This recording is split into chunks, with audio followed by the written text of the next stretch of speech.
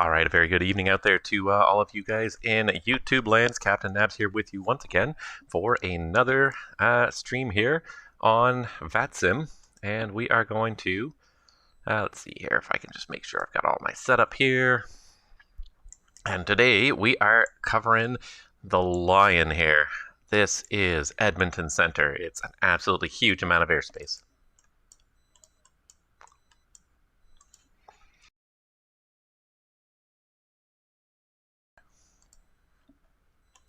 Radio Jazz 9046, flight level 330.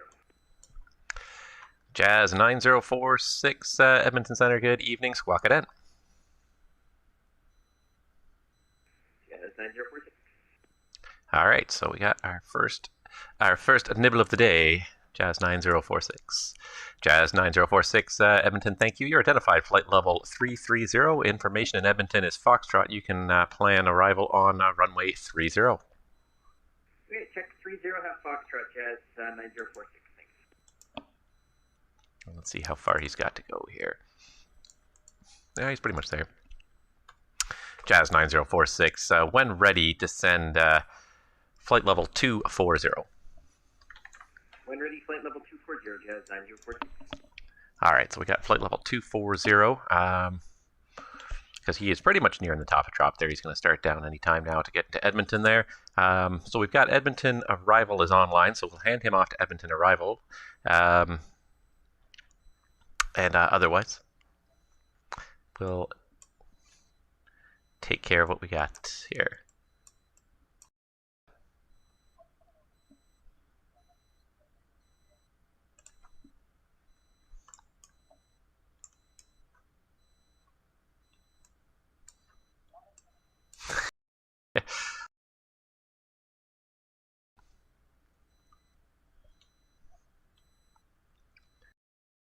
Here. All right, so this Air Canada took off, and the arrival control is telling me he literally just sent him to Unicom just a moment before.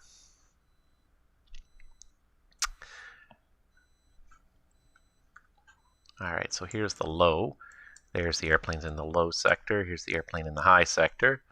Very good. So we've got, this is the high sector, so I'll keep this up out here. We can see the airspace, and then got the low sector there as well. And what I should also be doing here while I'm getting ready is I should be setting up an arrival, an ATC in Calgary. So let's have a quick look here. Winds are 340 at 13.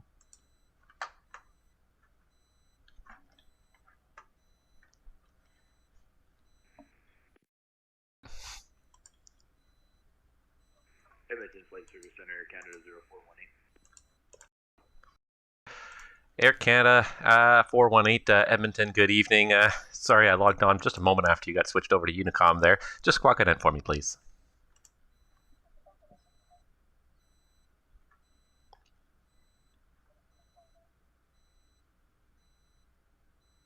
Squawk ident there for you.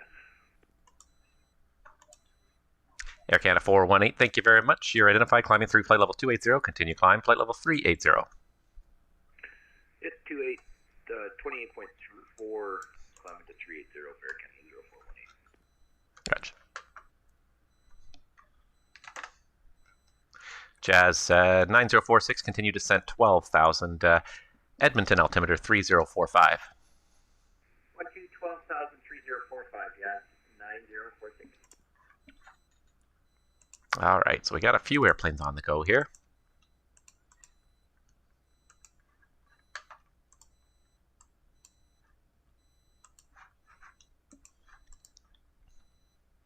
He's going to be handed off momentarily. It's not a terribly busy evening, but today we picked Edmonton Center just because we were completing the ATC coverage in Canada pretty much.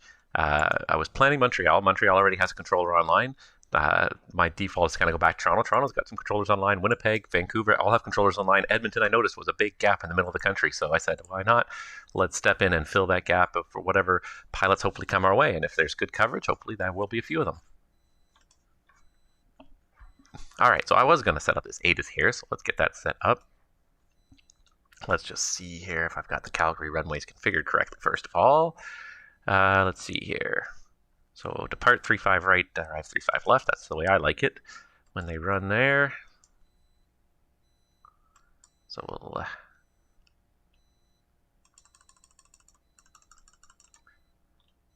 information hotel. And looks like we got it. Okay, perfect. So we got Calgary up as well. So I should also put in the Calgary terminal view here, which I believe is...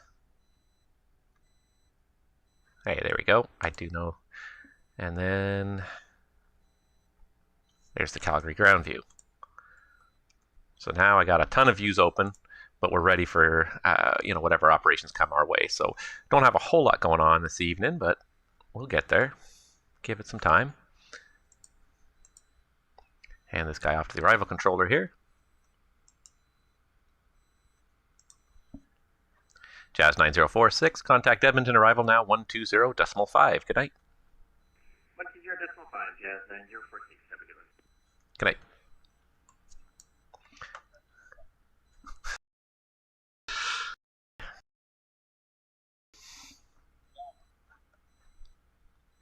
So we got this guy here. I don't believe we have anybody else in our airspace right now, despite the vastness of our airspace. Despite the fact that it is literally 1,000 miles across. Actually, it's... The trouble is that the scale does not really work very well either, because we're so far north. Like, this is the North Pole up here. Like, we are basically distorted by the parallax of the Earth, so... but certainly the north to south dimension is fairly accurate, and it is like 3,000 miles. So if I can get it to go here, there we go. 23, about 2,500 miles.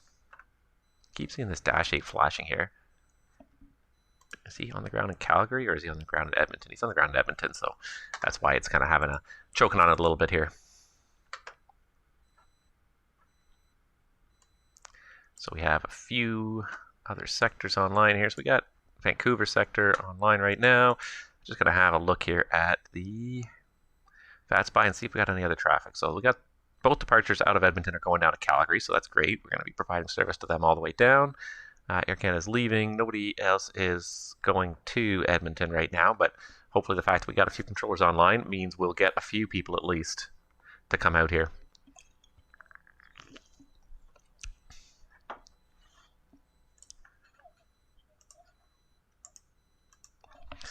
So we'll hope for a little bit of traffic to be generated tonight. The only trouble is we are competing with the whole rest of the VATCAN division here, and we've got the whole division lit up from coast to coast here. Moncton, Montreal, Toronto. Where's my...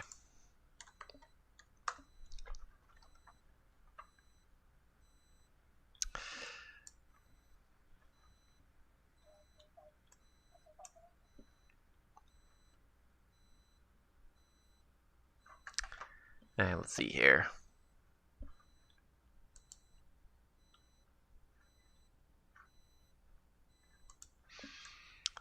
Let's see here if I turn on.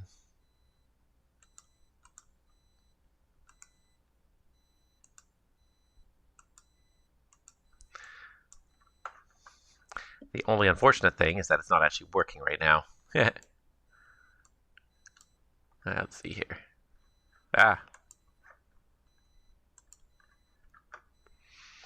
All right, so, but if I do switch it over here really quickly for you guys, the browser here, you can see the fact that everything's lit up in Canada except for Edmonton. The only reason it's not recognizing this correctly is because we're actually Edmonton FSS and not Edmonton Center. That way we get the coverage of all the northern airspace as well. Not that there's anybody up there, but some of the systems don't recognize that distinction properly, so we're controlling all of this airspace that's wedged in here between the Vancouver airspace and the Winnipeg airspace. So yeah, absolutely huge amount of airspace, and let's keep it going here, I guess. Anybody who wants to fly across Canada, you will now have coverage from one end to the other. So we got one guy here going from Winnipeg to... Can't even highlight him. Oh, he's going from Toronto to Winnipeg, so he's actually landing Winnipeg, so we're not going to see anything from him. We got an event going on, some sort of event here in Vancouver going on as well, between, looks like between Vancouver, Victoria, and Prince George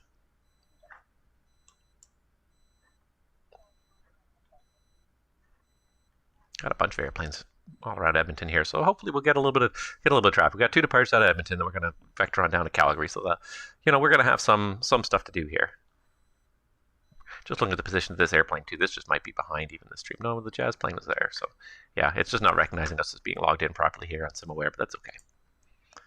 Unfortunately, yeah, not too much happening in VATSIM right now, but we're going to just stick with it, and hopefully we'll lure in a couple of happy customers here sooner than later.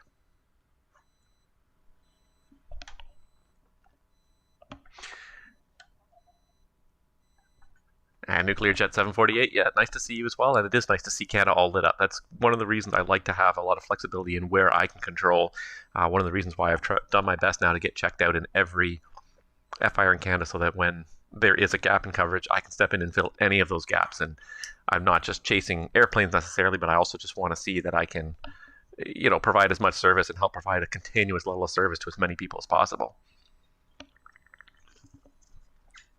That's one of my goals, anyways, is to try and I like to have good service, and don't get me wrong, like I like to have a lot of airplanes out there in my airspace. So this will be an evening where it's not going to be very exciting to watch, probably because all of Canada's lit up.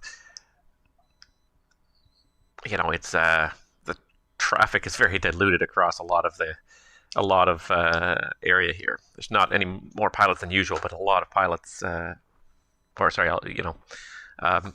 Not very many pilots across a large country here, so usually Edmonton's got a few overflights going on. I can't believe there's nobody in the northern airspace at all. I keep seeing these flashes here of these Edmonton departures, so we will eventually get them. Just a matter of time.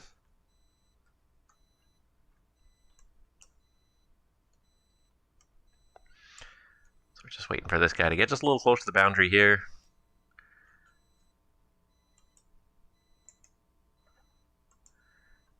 And we'll hand him off to Vancouver. And then we'll wait for something else to happen, unfortunately. Sorry, I picked a center that's not going to be very busy today, guys.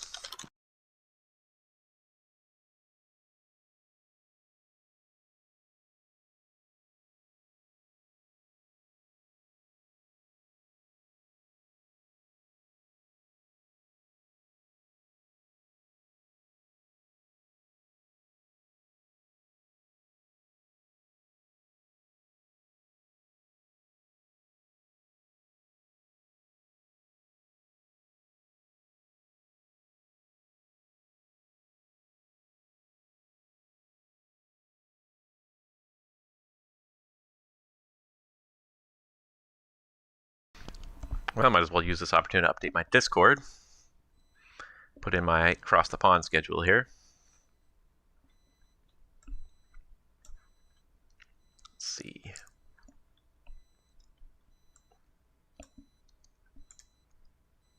Because today is not going to be terribly exciting, but boy, next week is going to be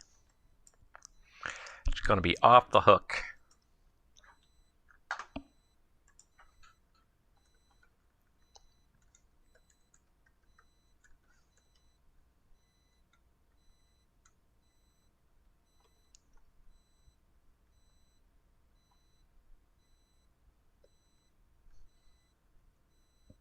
Oops, didn't mean to hit enter on that. I always hit enter when I'm trying to do a new line.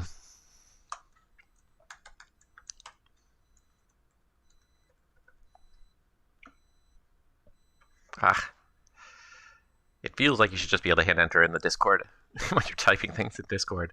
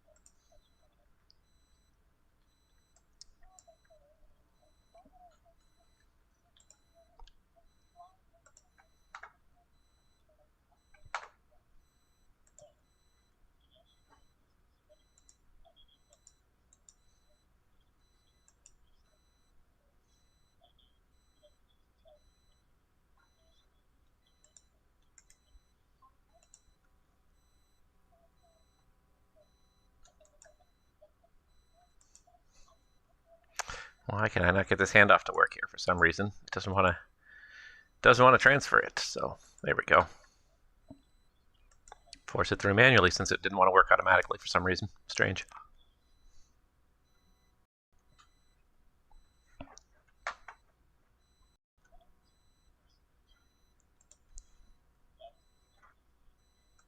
Air Canada 418, contact Vancouver Centre now, 133.7. G'day. Over to Vancouver Center, 133.7 for Air Canada 0418. Have a good night. Thanks.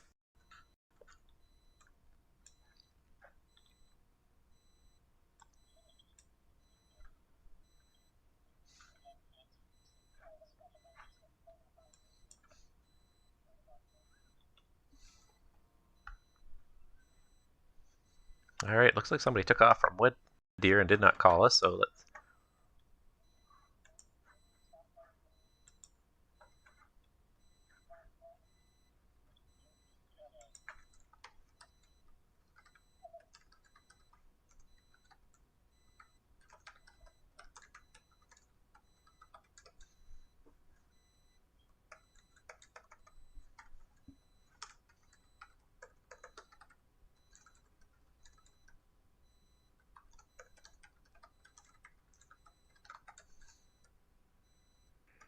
Center, 82 Whiskey Tango.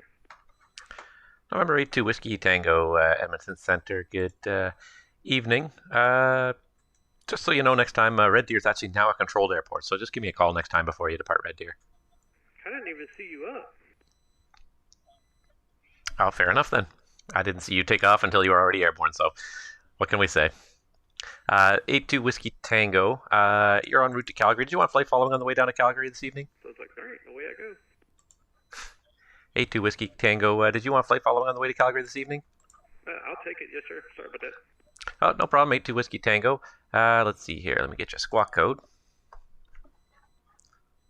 82 Whiskey Tango, squawk code 0273. Red Deer altimeter is 3047. 3047 and 0273 for the squawk. 82 Whiskey Tango. Roger. That's really weird. I just refreshed it and it still doesn't show it on the live map. Yeah, no, for some reason the live map's not set up correctly to interpret the Edmonton FSS. Yeah, I see the regular control hitch telling me that now, so I'll do better. Oh, it's fine. Don't worry about it. That's the way things happen sometimes. Not all of the software has all the proper sectors defined worldwide. So, 82 Whiskey Tango, thank you. Identified at 5,000, remain VFR at all times. All right, maintain VFR at all times. 82 Whiskey Tango. Thank you, bud. Thank you. All right, we got a VFR target. He's en route. By the time I got a hold of him here, he's outside of the Red Deer control zone, so don't really provide any service to VFR yet, but he's going to enter the Calgary terminal unit in another, what is that, 30 miles or so? 20 miles? So might as well identify him at this point, and then we can get him set up for Calgary shortly here.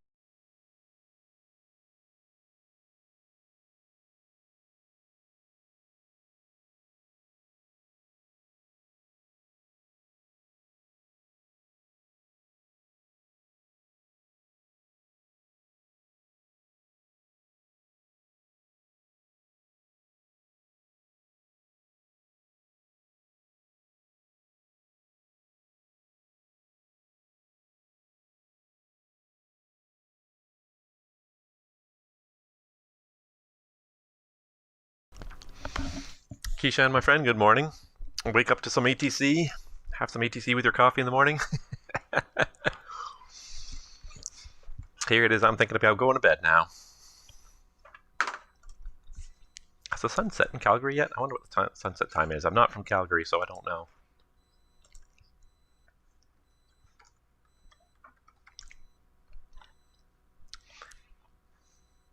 No, I don't believe the sun has set in Calgary yet. It'll set at 8:38 in Calgary, and that is another hour from now. So it's still daylight in Calgary. Yeah, I'm not from Calgary, so it's already dark here. But Tyler, nice to see you again.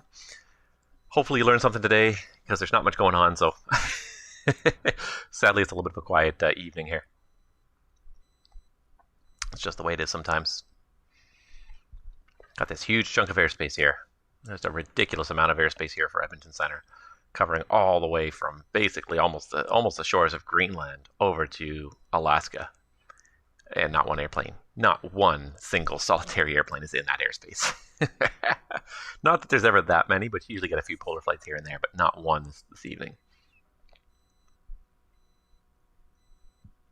That is not an easy airspace to avoid either if you're doing polar routes or if you're doing anything kind of West Coast America. Long haul flying from West Coast America to Europe, and you're in the airspace for a long time too. That's the other thing that just blows my mind is you're in this airspace. I've logged in. I've done 3.5 hours, and people that were in my airspace at the start of it were still in my airspace at the end of it. Like it can take 4.5, 5 hours to cross this airspace easily sometimes, depending, of course, on which way you're going specifically. But yeah, it could be a long way from one end of the airspace to the other. Oh, and then Winnipeg logged off now. Nope, the complete coverage of Canada is gone again. I think they had one arrival in Winnipeg, so they were waiting until that guy landed, and then they logged off, but that's okay. For a brief 25-minute period, we had coverage coast to coast in Canada. Not bad for a Sunday evening, though.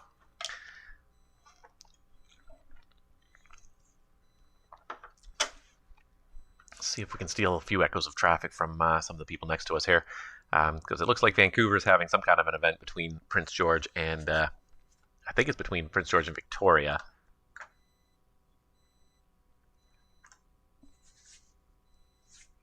Because they got a whole bunch of airplanes down there. So they got a whole bunch of airplanes over here in the vicinity of Prince George, and they're all going south to Victoria down here. So there's a bunch of airplanes going back and forth. It's not a huge event, but there's definitely some traffic back and forth. There's a lot of staffing, so there's definitely something going on down there. Hoping that some people will start logging in now that they see more controllers online.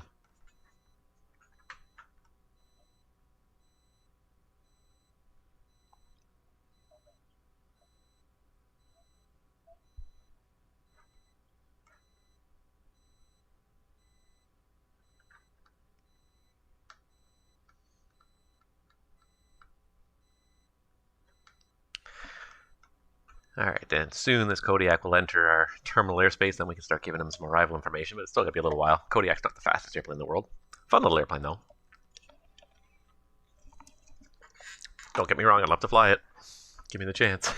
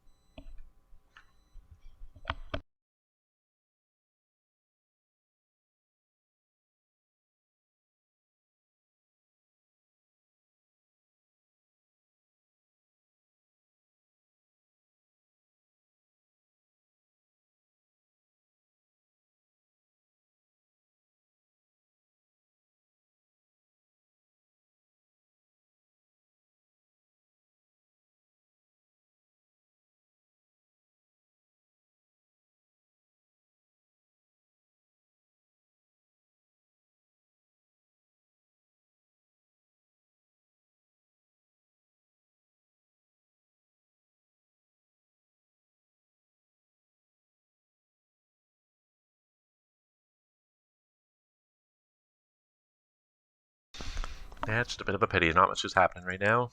Wait for those two departures from Edmonton. There's two guys on the ground in Edmonton. They're going to fly down to Calgary. That'll provide us with 30, 40 minutes of entertainment.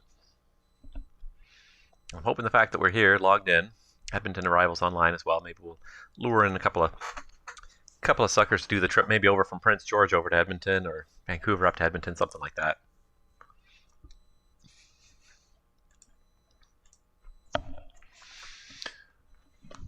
V8, thanks for watching.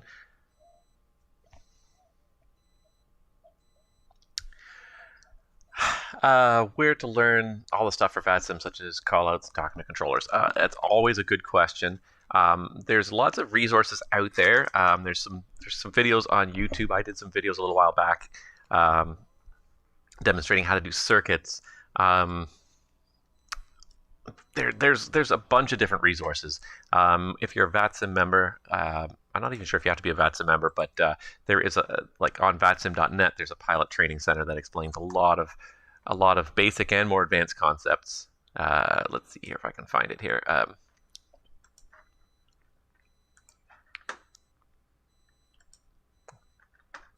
Yeah, if you go to my.vatsim.net/learn, there's a learning center. It's got lots of basics. It's not the most, and it's not necessarily absolutely totally the most thorough, but it is fairly thorough, and there's tons and tons of different concepts. So that's my best suggestion.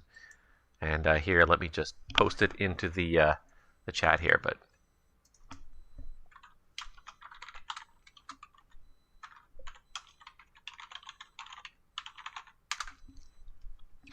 yeah, my.vatsim.net/learn is a great resource, and if nothing else, it's a great starting point to get you on your way. There's tons of different topics. I'm just scrolling through it right here. I haven't looked at it for a little while, but covers lots of different stuff. VATSIM related stuff, members' rules of conduct, pilot clients, how to get connected, choosing a call sign, how to know if an airport or airspace is controlled, and then there's a whole bunch of topics when it comes to aviation knowledge.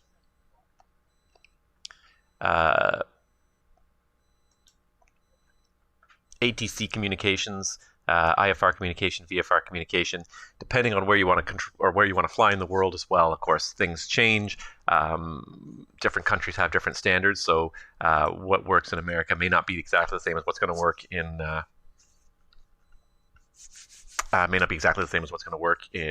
Europe, and so different places will have different phraseology. So you may have to learn little changes here and there and things like that. But overall, if you can fly in one area and communicate with ATC on a basic level in one area, you're usually pretty well set to communicate in other areas as well. Like I said, small tweaks and changes usually. November 8 Whiskey Tango Edmonton. You're cleared into the Calgary terminal. And the altimeter Calgary 3045, information is hotel. 3045, information hotel. We're going to tune it up right now. Listen. 82 Whiskey Tango, thanks.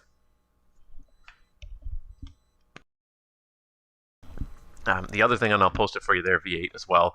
And I seem to post this like at least every second stream that I seem to do. But I did a few months ago now, probably like 4 or 5 months ago. I did some videos just showing how to do circuits. So just to get you like the most basic sort of like first step into VATSIM, how to fly some circuits. And I can't believe how many videos I've posted even since then. But if I can get the link for it, there it is. That's the first one. It was actually in 2 parts. So like, assuming you know a little bit about how to fly your airplane, but it's not, it's not so much a primer on flying your airplane. It is a little bit of a primer on flying your airplane, but it's more about how to fly a circuit, how to deal with VATSIM. Just sort of a little bit of a guide, a little bit of a tutorial, if you will, just to sort of get people over there. Because I find that for a lot of people, that's their biggest concern and their biggest fear is they have to overcome is that what do I do on VATSIM? The first time out, and people don't get on VATSIM for long periods of time. Like sometimes they'll sit there and think about it for months and months, and they'll read and they'll read and they'll read and they'll never do it. For months and months and months. But sometimes it doesn't. It shouldn't be scary. I mean, it's supposed to be fun. It's supposed to be a hobby. Yeah, there's a lot of professionalism to it, but it shouldn't be scary anyways. It definitely shouldn't be scary. So, this is sort of, that video was designed to get people out there. Yeah, FSX absolutely works. VATSIM is platform independent, if you will. So VATSIM is just simply a network. And as long as you have a client that's compatible with your simulator, then you can use any number of different simulators. You can use Prepared, you can use FSX, you can use X-Plane, Microsoft Flight Simulator. I believe you can even still log on with FS9. I think there are a few people out there that might still use FS9.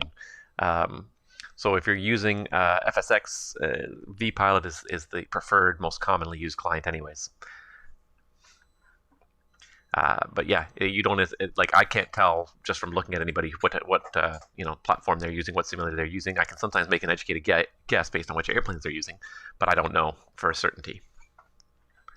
November 8-2 Whiskey Tango. I assume you're parking at the south end in Calgary?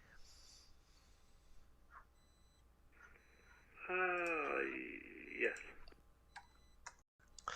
November 8-2 Whiskey Tango Roger. Plan runway 35 left. You're clear to join a right downwind for 35 left.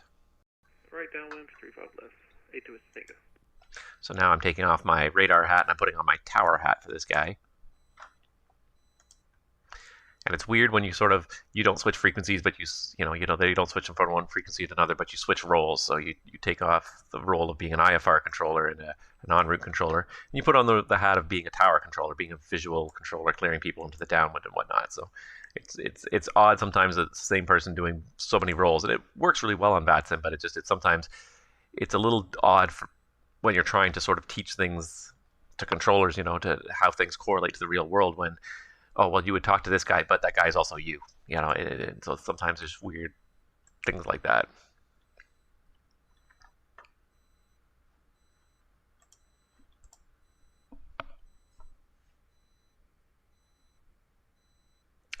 So yeah, so FSX works absolutely. Go ahead and give it a try. It's as far as I know, it's still pretty reliable with vPilot. I don't think it's fairly commonly used anymore, but it is still somewhat used.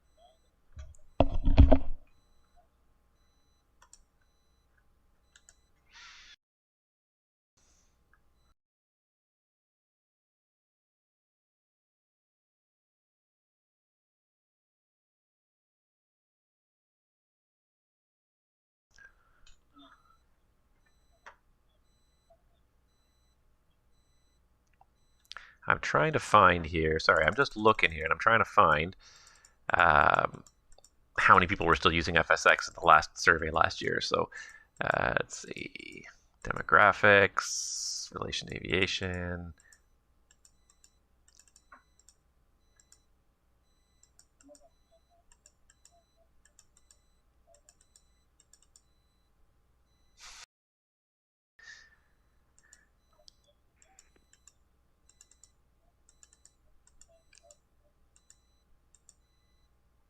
Ladies.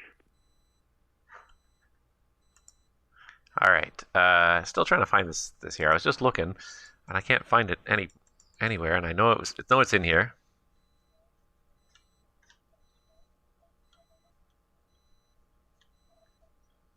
Platforms, flight rules, ATC, which sim? I can't find where that breaks down who's using which sims. I know it's around here somewhere. Did I miss it? Was it at the top and I just missed it?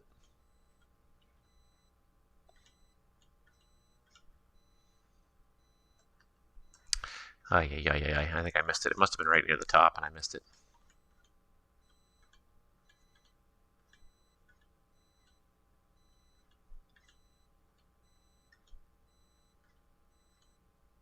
No, it's not there. I swear it's not here. I know it's in here, but I don't know. I'm just curious what percentage of people were still using FSX.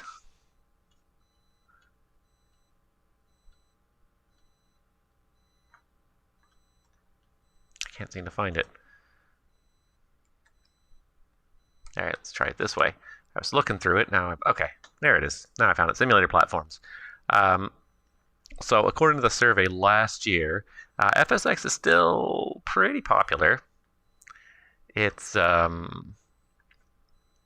behind 2020, X-Plane 11,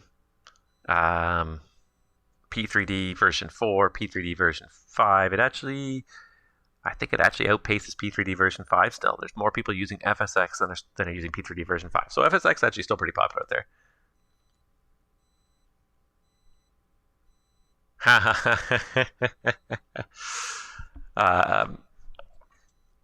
Just watch the circuit video and saw yourself flying out of VATSI. That's funny. It's funny, all this stuff. Somebody sent me a link a little while ago, and there was a guy in Atlanta who was just doing an explanation training video for Atlanta controllers, just teaching Atlanta controllers what to do, and then he sent me the link and he said, go skip to this time and listen to who called in, and it was me. I had just been doing just a random flight down to Atlanta, and I called in, and he's like, I knew I recognized that voice. So yeah, it's funny, those videos you'll get out there. V8, how long is the test? Are you talking about the test to become a member of VATSIM? Is that the test you're talking about?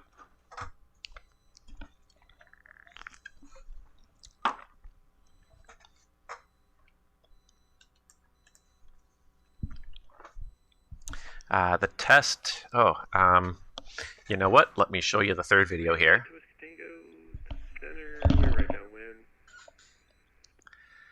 November 82 Whiskey Tango, the Calgary winds showing 320 at 13, cleared to land, runway 35 left.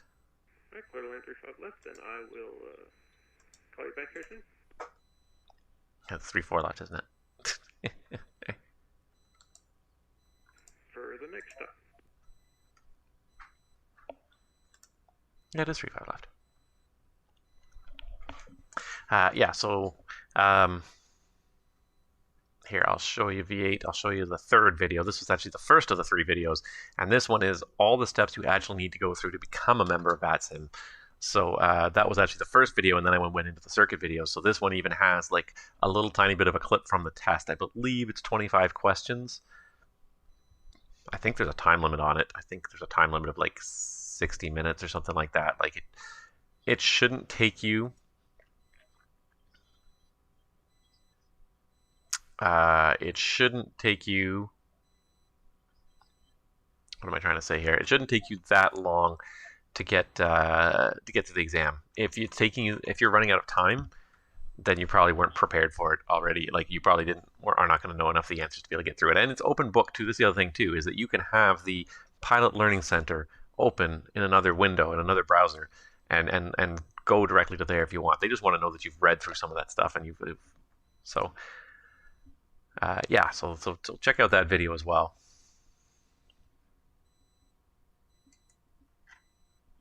And somewhere in here, I think,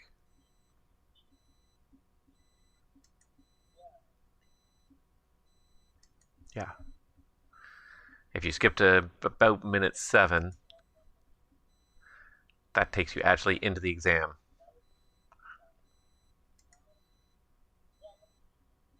And I can't remember, honestly, I can't remember. I did it a long time ago.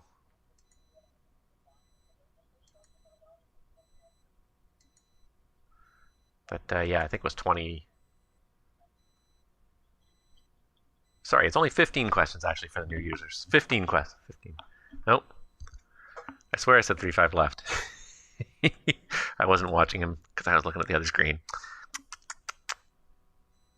Oh well.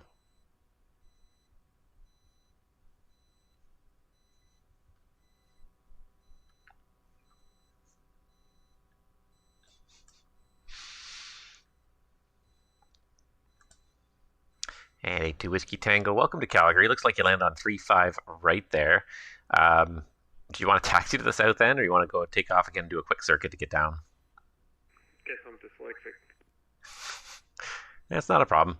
I've got no other traffic right now, so if you want, we can just get you to do a quick circuit to get to the south end. It might be faster than taxiing. Yep, on the go. 82 Whiskey Tango, Roger. You're cleared for takeoff, runway 35 right. The wind's still 320 at 13. Make a right-hand circuit.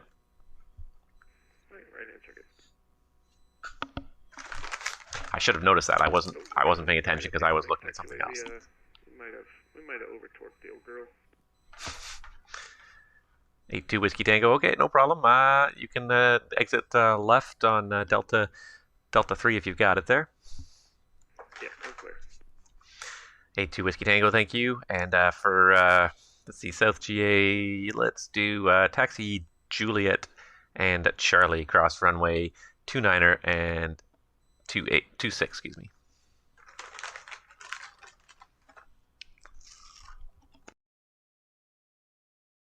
Alright, Juliet cross. We may have to get, we're gonna actually have to get a tow. 82 Whiskey Tango, roger. I'll put in a call to the FBO now.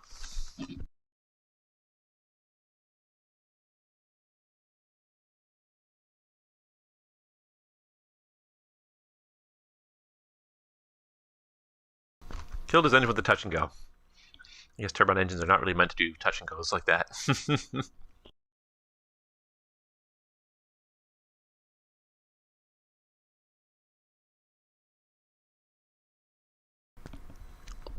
Nuclear Jet 748. The preferred jet SID in Calgary is usually the Stampede 9. Unless you're going westbound, then I think you'll do the Banff 2. If you're doing westbound departures, you can do that one. That one's just designed to sort of have some terrain clearance. Most of the time, though, we give the Stampede 9.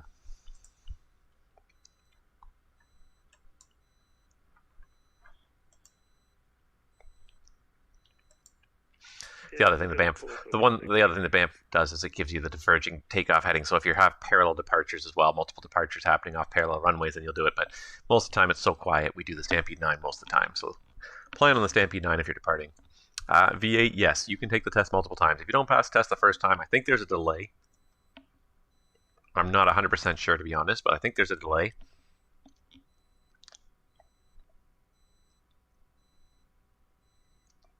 I don't know. I honestly don't know what it is. Like I said, I haven't done it for a long time.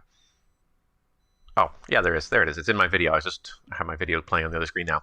You must wait 1 hour before retaking the test. So if you fail it, spend an hour rereading the introductory course, because it's all based on that introductory course. There's a new member course for VATSIM, and everything that's on the exam is in that new member course. So it's about four long slides of information. Like 4 pages with a lot of information in it. Everything's in there though. There's no trick questions. There's no surprises. You don't have to know anything ahead of time. Everything you need to know is in those pages. So if you don't pass it the first time, just spend the next hour reading those slides again carefully. Make a few notes to yourself, and you'll probably pass it the second time. The whole point of the entrance exam is just to make sure people have a basic understanding of how the VATSIM network works. The fact that there are requirements for pilots, like you have to be able to perform things to a certain ability, know a little bit about how the ATC structure is, just some of the most basic stuff, so that hopefully you'll get out there and have fun and not get yourself into trouble. Not that you get into trouble, but just so that you're aware of the basics of how the network functions. So the exam is not hard. And like I said, it's open book. You can read right out of the slides while you're doing the exam if you want. There's only 15 questions, and I think you get an hour to do it. I think. Maybe you get less than that. I don't know. I can't remember. There's a timer on it. Well, let's see if I can find the answer here.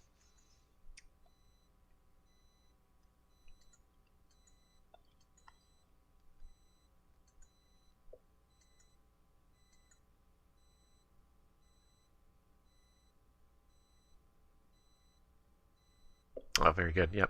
I know. Quick turnover back to, yeah. So the Stampede 9 is normally the Stampede 9 and the Banff 2 are basically more or less the same, anyways, as far as flight planning is concerned, because they're both just vector SIDs. Yeah, I don't know. I don't know what the time limit is, to be honest.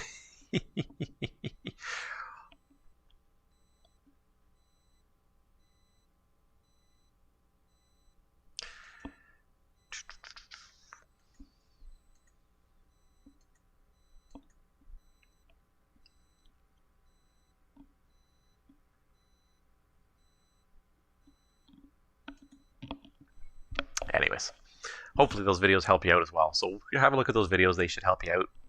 Don't be afraid of taking the test, and even after you take the test, don't be afraid of getting on the network, getting out there, and just trying.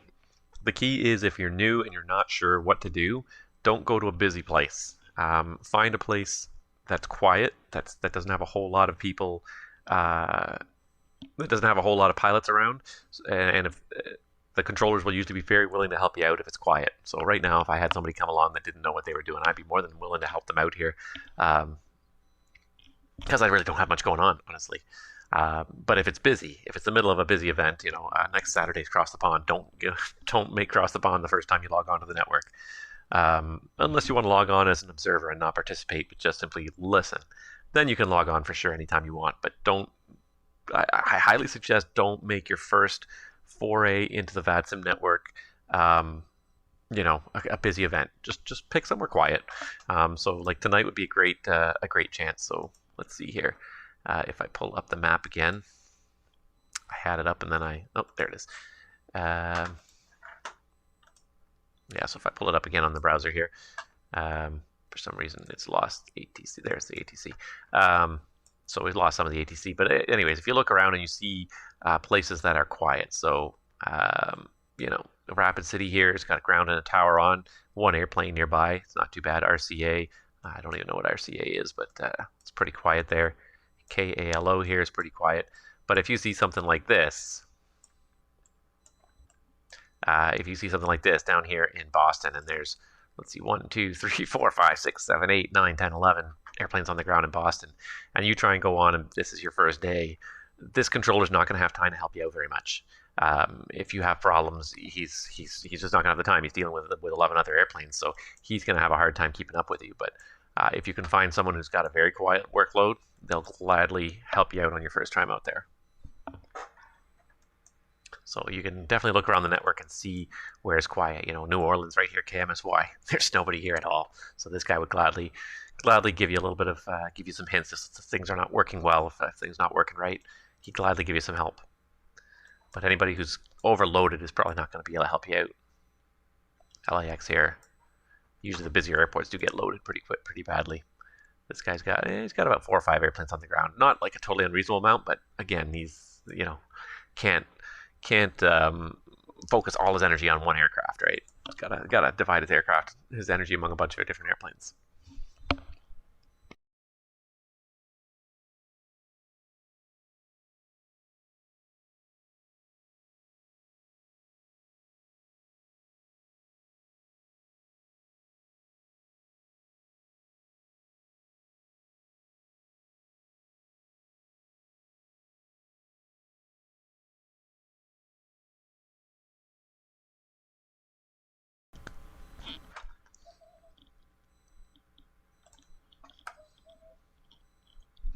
Oh. I think we got an airplane airborne.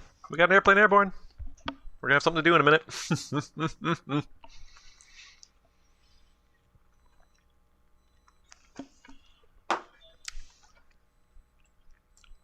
All right, here's Encore 3348.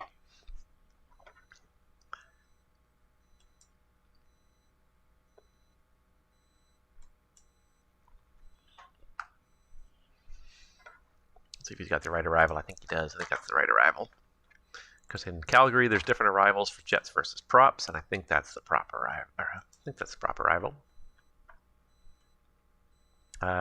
Nope, that's not the proper arrival. Oh, incorrect star. Incorrect star. I'm going to have to re-clear him for the other arrival.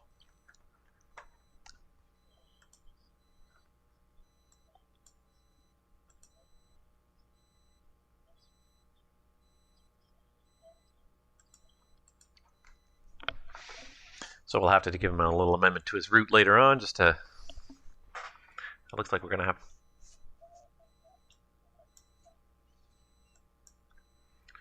And then this is... Okay, so this is this guy here. So we got 2 airplanes lifting off almost simultaneously from Edmonton coming down to Calgary, so this is going to be interesting. One a Dash 8, one a 737.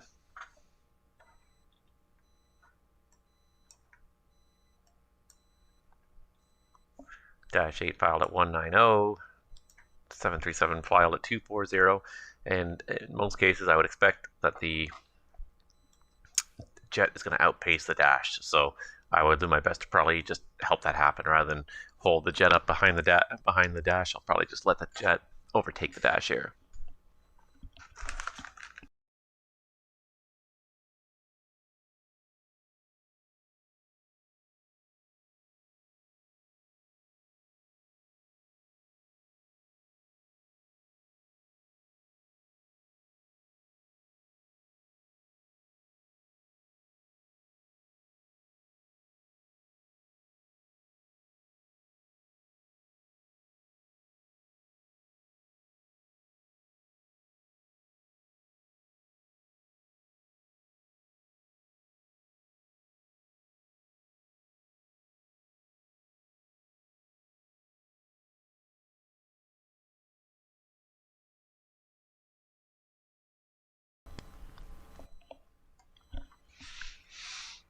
Looks like we have one more airplane on tap here. I just noticed there's a file flight plan for United 121 here. Victoria to Calgary.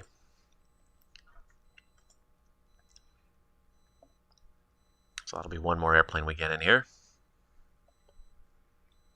We've also got the Empress 1727 on the ground in Edmonton, file to Calgary. See, I was going to try and get this WestJet ahead, but if he does not get turned on course soon, he'll never catch up to this Dash 8 here. We shall see what we shall see.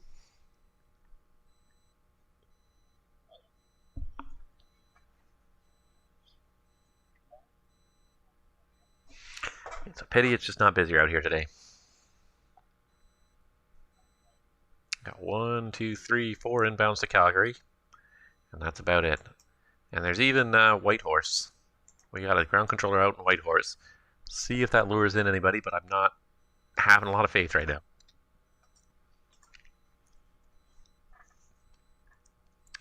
See, and I thought that WestJet was turning on course faster. So just looking at the way it's unfolding now, it's a short flight from Edmonton down to Calgary, so he may not have enough time to overtake the Dash 8. Have to see what happens here.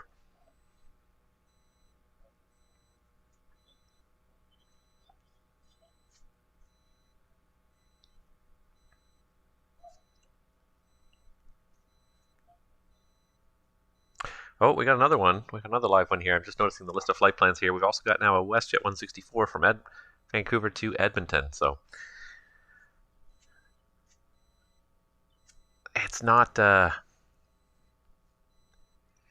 don't think he's even off the ground yet. I think he just filed the flight plan because he hasn't even given a squawk code that's unique yet. But at least he's got a flight plan filed. So we do have some people coming slowly but surely. Here comes the WestJet 3384.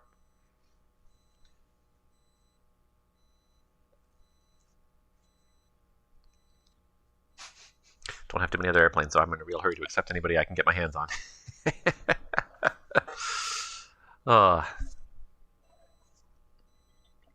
Sometimes controlling in Canada is not particularly exciting. I get jealous of all the VATUSA guys because their airspace generally has a lot more airplanes roaming around in it all the time. Edmonton Center, Encore 3348 is with you, level 190. Encore 3348, Edmonton, good evening. Welcome aboard. And just confirm you got altimeter 2992 set. I show you 500 feet low. Sorry about that, Encore 3348. We still got the Edmonton altimeter set. No problem. I figured 6 arrival. Encore 3348. We're cleared to Calgary. And fly the Flame 6 arrival. You got it.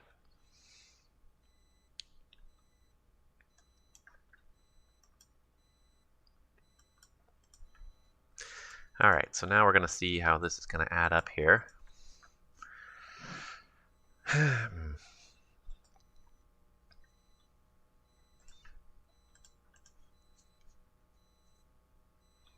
So, looking at this here, they're both looks like the Dash 8. Edmonton Center, good day. WestJet 301 is 16,000 for flight level 210. Oh, WestJet 301 Edmonton, good evening. Continue climb, flight level 240. Continue flight level 240 for 301.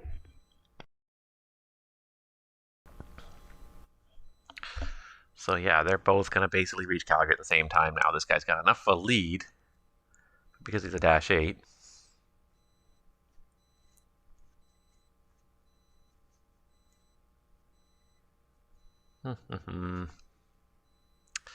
Yeah, it's going to be annoying. Because they're both going to basically reach Calgary at more or less the same time. So my only hope is to hopefully give somebody a little bit of a shortcut here.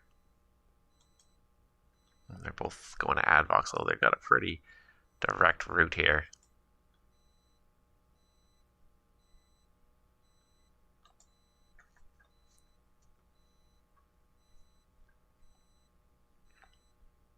The Dash 8's in a little bit of a lead. Encore 3348, proceed direct Flame for the Flame 6 arrival. Encore 3348, direct flame. Thank you. Give him a little bit of a shortcut.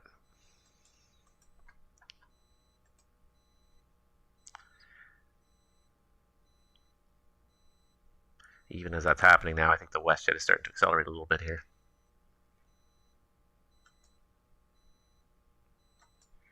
Yeah, I think this is going to work out better with just keeping the dash in front. He was just far enough behind. The WestJet 737 is just far enough behind that he's not gonna overtake really realistically at any point soon. Although now it seems like he's getting closer and closer, so we'll see.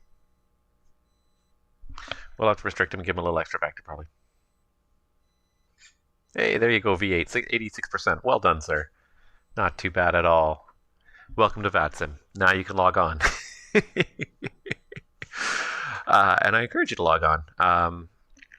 Even if you just log on as an observer, fire up your sim, log on, fire up an airplane in Calgary or somewhere, log on, and then just listen on the radio. I mean, it's not very exciting tonight, honestly, but or go somewhere busier if you want, and just listen on the radio. Don't even bother calling. Don't actually go flying, but just to listen the first time out there, and just get used to at least making sure the radio works, making sure you can hear people. As for radio checking, that's about it. But just to sort of get you out on the network and make sure everything works, make sure your microphone and your headphone and everything works. All right. So we got an Air Canada 138 here on the ground in Calgary now. He is going up to Edmonton. Love it. I-30. Stampede 9. That's cool. 3-5 right for departure. I love it. ASSR 1075. All right, so we got a squawk code. His flight plan looks perfectly good. You see him on the ground here. There he is. Air Canada 138 there. Parked at the terminal. Perfect.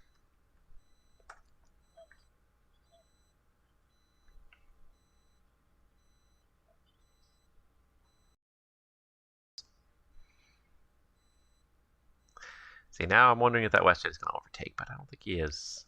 I mean, he's got 60 knots. What's the distance between these guys? 21 miles.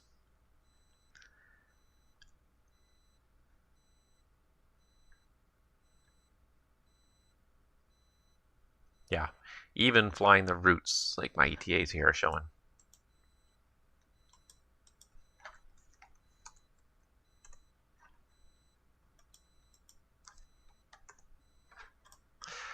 Yeah, and I mean, this is the sort of thing that this is actually exactly what's going to happen. Brian, way to go, West Encore 3348. Welcome, thanks for watching. V8, pick the server that's closest to where you are. All the servers are linked together behind the scenes, so it's a question of which server gives you the fastest connection to that server. So if you're in South Chicago, either Canada, USA East, or USA West, I'd say probably either Canada or USA East will be your best servers. There's a really great client that's really useful. It's called VATSPy. If you go Google VATSPy, because one of the really neat things VATSPy can do. WestJet thinks I see you're watching the stream as well. Thank you.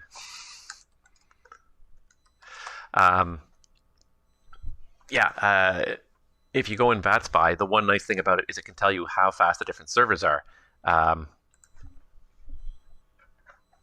Let's see if I can really pull it up really quickly here, just to show you guys.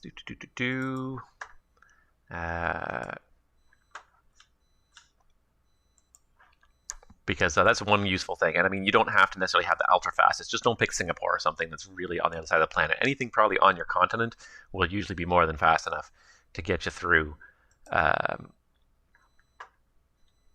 Let's see here.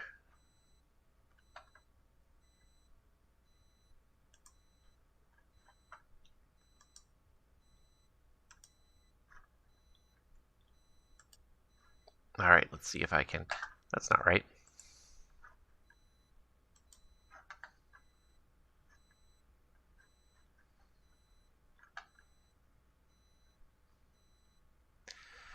Okay.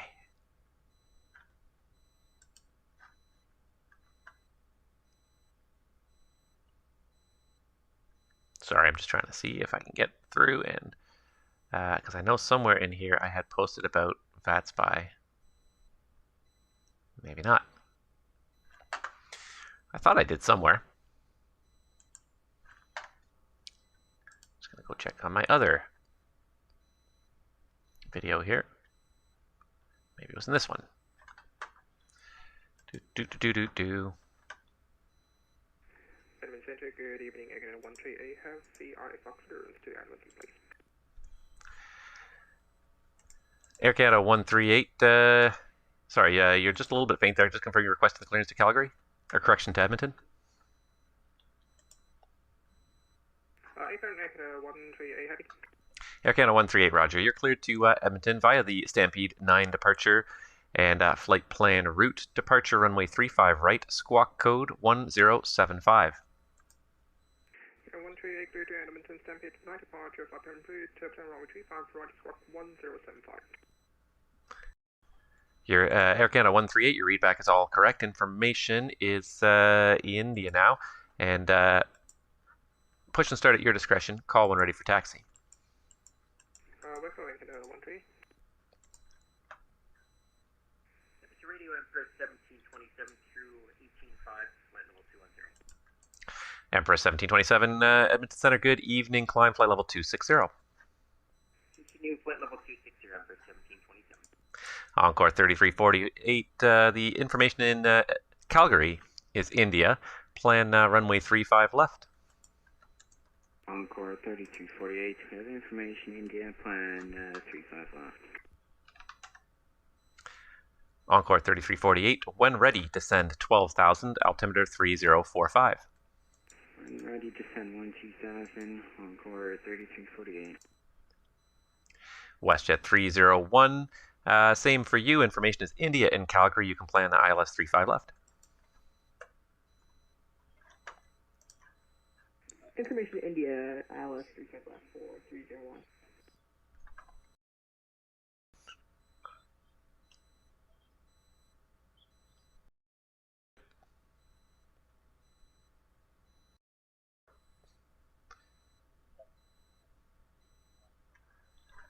Yeah, I can't find it anyways, but anyways, VATSPy is a really neat thing when you download it because you can see, you can actually ping all the servers and see which one is closest to you, which one gives you the fastest speed to the server. So it actually has a separate tab that just shows you just the ping speeds.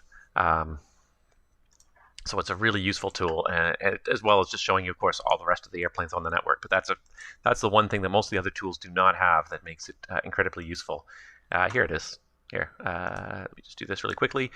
So this is what one page of VATSPy looks like, and you can ping the various servers. So you can click on each server, and it'll send out a repeated message to the server and see what the speed is. The lower the number, that is how many milliseconds it takes to get a reply from that server. So the lower the number, the better for you. So this guy got good responses from USA West and USA South 3 and UK 1. He got really good responses. The yellow and red, bad responses. So pick whatever server is the fastest for you. WestJet 301 Edmonton, when ready, descend flight level 200. Level 204, 301. And Encore 3348 in your descent. Keep the speed up as much as possible, please. You're number 1 for Calgary. Encore 3348, Wilco. Encore 3348, proceed direct OTMAG. Next Otneg, Encore 3348. So we'll get him to cut the corner. We'll make the other guy go the long way, just to keep the time, keep it all working. I was looking at it. I was debating whether or not to put the 737 ahead of the Dash 8, but by the time the 737 got on course and vectored and handed off to my airspace, there's just not enough time that you're going to overtake him before you get to Calgary. So it was definitely a consideration. I thought about it, and I just don't think it's going to work.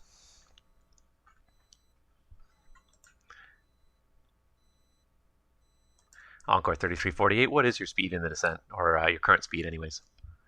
Encore 3348, we're currently indicated 270, and we'll probably be 260 in the descent. Thank you very much. WestJet 301, speed 270 knots or less, please. Speed 270 for 301. And WestJet 301, thanks. Descend 12,000, Calgary altimeter 3045.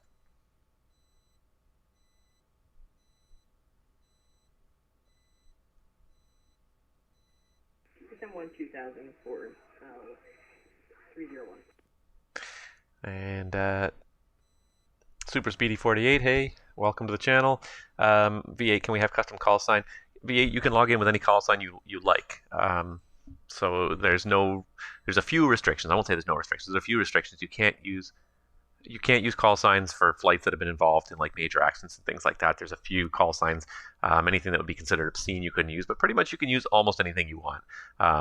So most people usually select real world flight numbers. You can also use your aircraft registration. Type codes, it's always you always have to use the 4-digit type code for everything to work properly, for the model matching, for people to see your airplane properly in the sim. So if you're unsure, you can always ask. Air Canada 138 Edmonton, the Calgary information is India, the altimeter 3045, runway 35 right, taxi out Juliet Tango, Juliet and Bravo, hold short runway 35 right. 35 right, taxi Juliet Tango, Juliet Bravo, hold short runway 35, find the Air Canada 13. Yeah, so you can pick any call sign you like. Type codes, if you're unsure, there's a type designator handbook, so you can actually look it up in the proper handbook out there on the internet.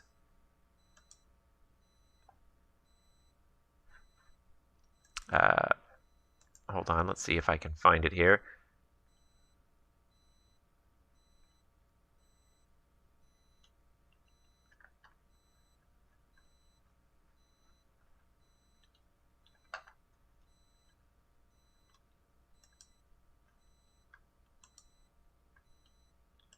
Oh, jeez.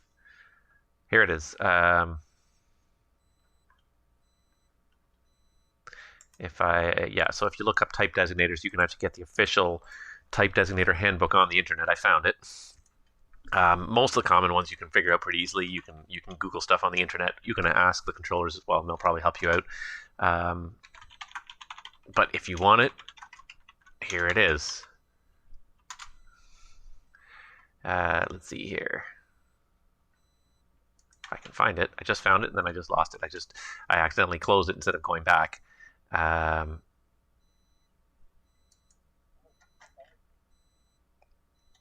Here it is. So this is the actual FAA type designators PDF, and it actually will show you for all the different types of aircraft what the correct 4-letter code is. Empress 1727 Edmonton, the Calgary information is India, plan runway 35 left. Okay, have India planning 35 left, request the ILS for Empress 1727. Empress 1727, copy request the ILS, thank you. And Encore 3348 Edmonton, what approach were you planning tonight? Encore 3348, we're going to do the ILS tonight. Encore 3348, roger, plan on the ILS. Yeah, last 35 left, Encore 3348. And WestJet 301, I told you the ILS. If you want a different approach, you can have it, or the ILS, it's up to you. I'll take the ILS still for 301, thanks.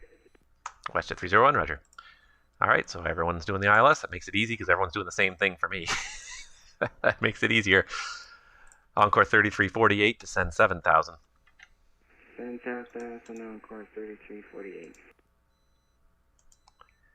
All right, so these guys are still plenty far apart. They're not converging too quickly. The speeds are fairly compatible. WestJet 301, descend 8,000. 8,000, 301. And one thing I also have to load up here is I also have to load up Whitehorse because Whitehorse has actually got a ground controller and it's actually got some airplanes at the same time. So I have to load up a ground view of Whitehorse just so I can see what's going on when the planes are ready. Wow, we got a whole bunch of people logged on here. Holy moly. People filing flight plans, doing things. Crazy. All right, I will need to also get Edmonton up and running as well because there's no controller in Edmonton anymore. The Edmonton terminal logged off. We will have an inbound there eventually. Okay, so here's the terminal view now, which is more appropriate. These guys are both inside the terminal airspace.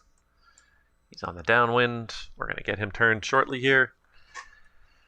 Things are actually getting a little bit interesting for a little while here. I don't know how long it's going to last for, honestly, but maybe if all these guys go up and do circuits in Whitehorse, it might stay interesting for a little bit. I'll make sure I have charts open for Whitehorse as well.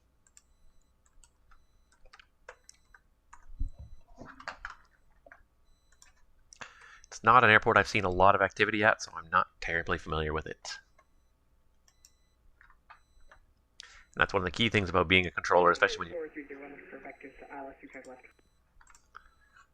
WestJet 301, yeah, you can plan on vectors. Do you need the vectors right now, or are you still on the star? I'm still star, just vectors to define. It looks like I had messed up here and just gonna need the vectors for that. Yeah, WestJet 301 negative, no problem. Yeah, I will provide vectors when you get to the end of the star there. Roger, thank you for 301. Alright, so let's get this open here. So.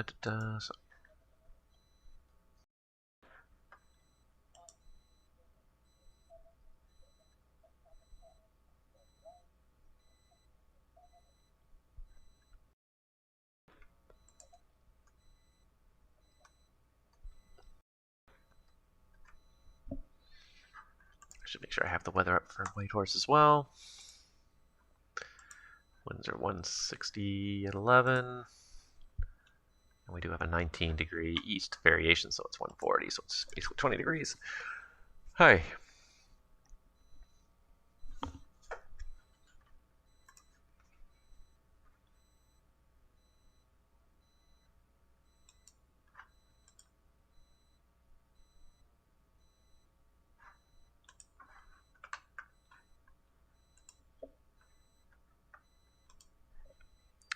All right, let's see what we got here.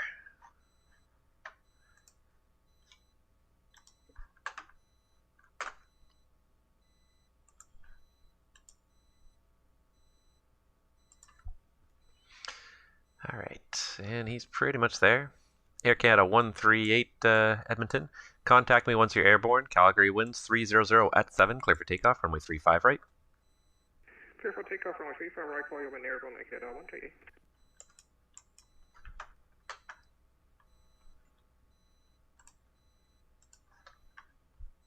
This is where a multiple monitor setup would probably come in. 301, I'm looking at. Can I get the vectors right now? Sorry, I'm just having some issues with my sys.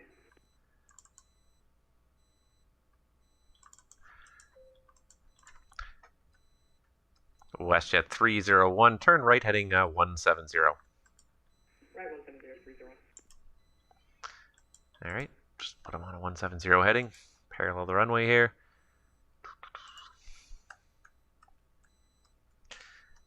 Empress 1727 Edmonton, when ready, descend at 12,000. Calgary altimeter 3045. When ready, 12,000, 3045, and 1727. Right, ready for departure, let's check that. November Tango Kilo 107 Edmonton. Let's see, the winds in Whitehorse are 140 at 11. You're clear for takeoff, runway 14 right. Roger, clear for takeoff, runway 14 right, and we're taking Kilo 107.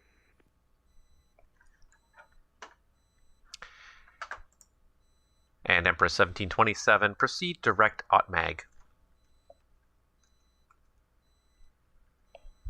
Okay, direct AUTMAG, Empress 1727.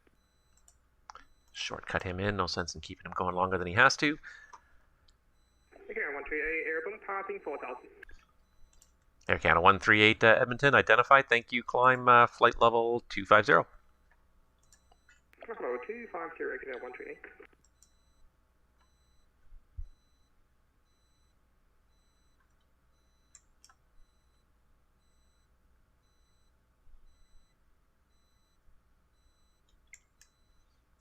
Air Canada 138 at 7,000. Proceed direct Bitga on course. 7,000 direct vector on course at Canada 138. And it's not showing on his flight plan properly, so I'm going to just put it in like this. There we go. Now it's going to work.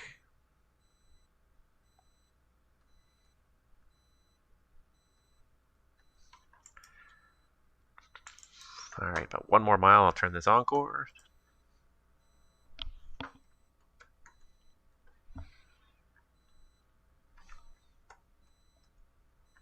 I'm not even sure if it's right or left-hand circuits in Whitehorse.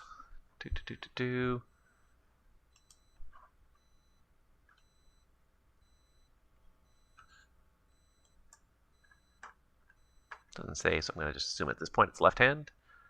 I can pull out my chart in a second here. Encore 3348, turn left, heading 080. Left heading 00, Encore 3348.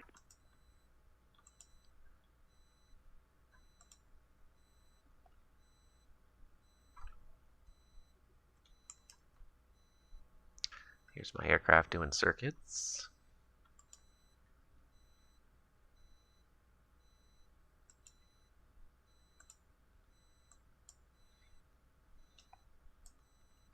November Tango Kilo 107 Edmonton, what are your intentions on this circuit? November Tango Kilo 107, touch and goes. November Tango Kilo 107, the winds are 140 at 11, clear the touch and go 14 right. Touch and go, one way, 14 right, November Tango Kilo 107.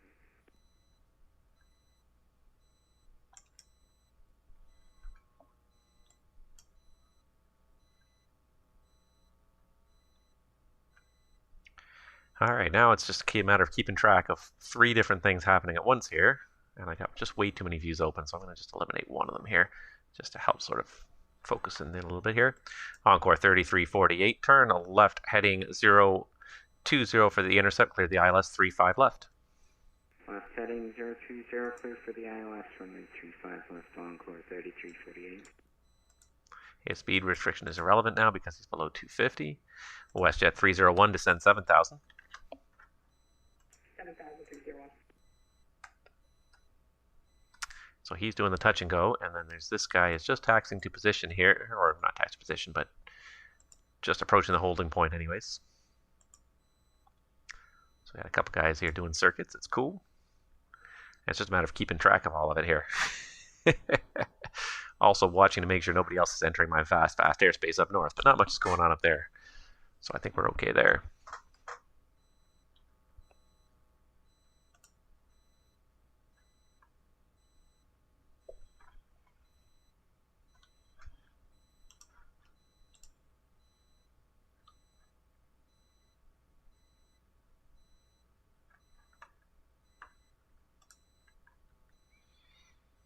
Encore 3348, thank you for the help on the speed. Speed 170 or faster to Bovix, please. 170 or greater to Volvic, Encore 3348.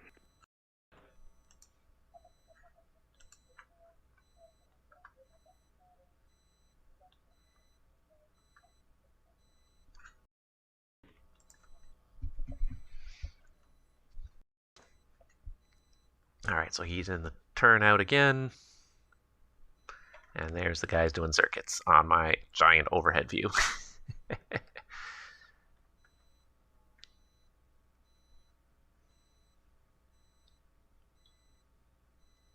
Edmonton Radio, good day. Papa Tango, Papa Victor Lima, holding short runway 14 right at Foxtrot. Papa Tango, Papa Victor Lima, Edmonton. The winds are 140 at 11, clear for takeoff, runway 14 right. Let me take off 14 right for Papa Victor Lima.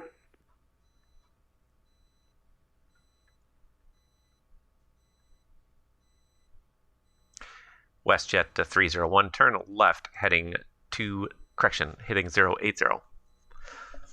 Left for 201. Excuse me. Encore 3348, the Calgary winds 300 at 7, clear to land, runway 35 left. Clear land 35 left, Encore 3348.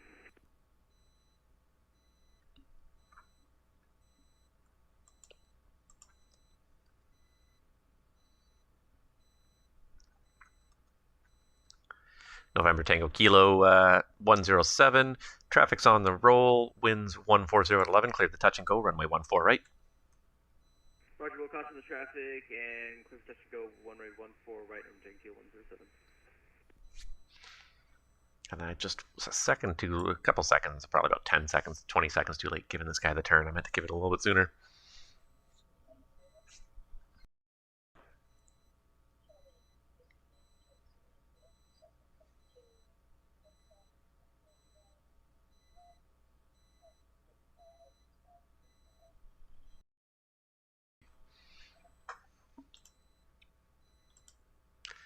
WestJet 301, turn left, heading 020 for the intercept, cleared ILS 35 left. Left 020, intercept 430. Empress 1727, descend 7,000.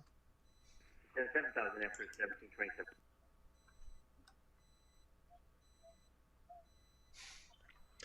All right, so now we got 2 airplanes here in the circuit.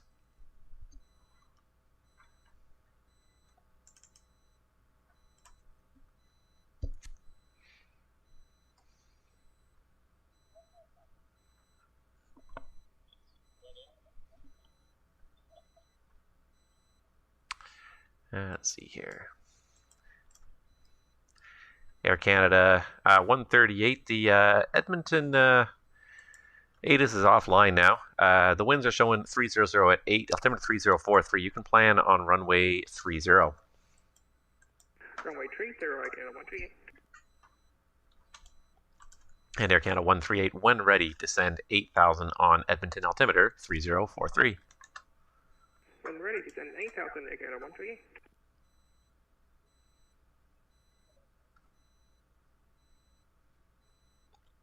All right, there's the touch and go.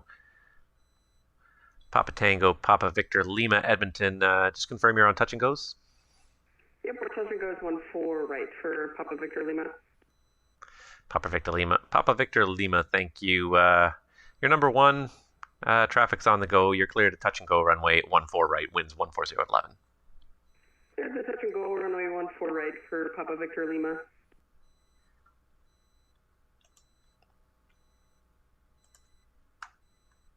Comes the Encore, just landing now. Got a little interesting here. Enough traffic to keep me certainly occupied here for at least a brief period of time.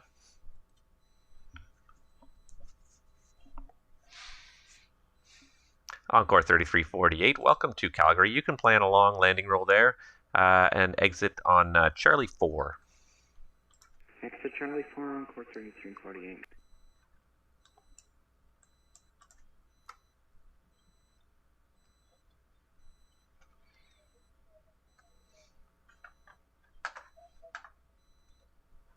Gonna need to open up a terminal view now for Edmonton. Oh, mercy.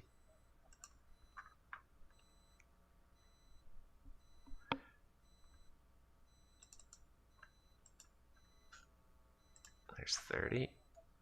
Someone handed me something here. I heard a beep, I think. No, maybe not.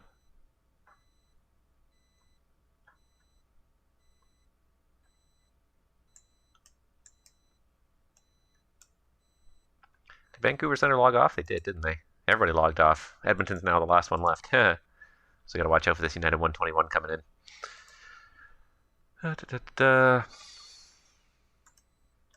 Encore 3348 is clear. Charlie 4 looking for gate Bravo 36 tonight.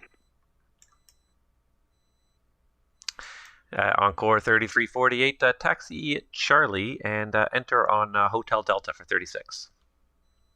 Taxi Charlie Hotel Delta for 36, Encore 3348.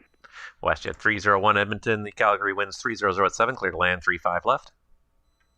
Clear to land 35 left, 301, thanks. November Tango Kilo 107, your number 1, traffic's over the numbers. Roger, Tango Kilo 107.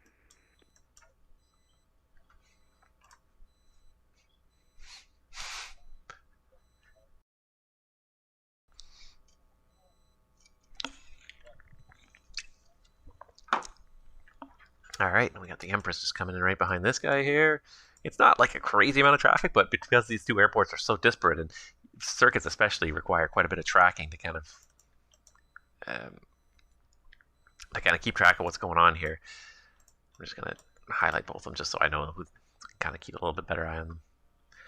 November Tango Kilo 107, the wind's 140 at 11. You're clear to touch and go, runway 14 right. Roger, clear touch and go, runway 14 right, November Tango Kilo 107. And I got to keep an eye on this guy descending into Edmonton as well. And he's going to come in here, and he's going to do, let's see here, this Air Canada 138. He's doing runway 30. So he's going to show this this way. Perfect.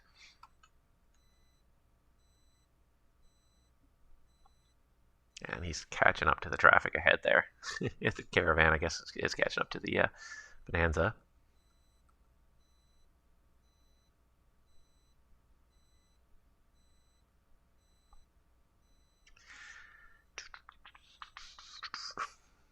Gonna be interesting here.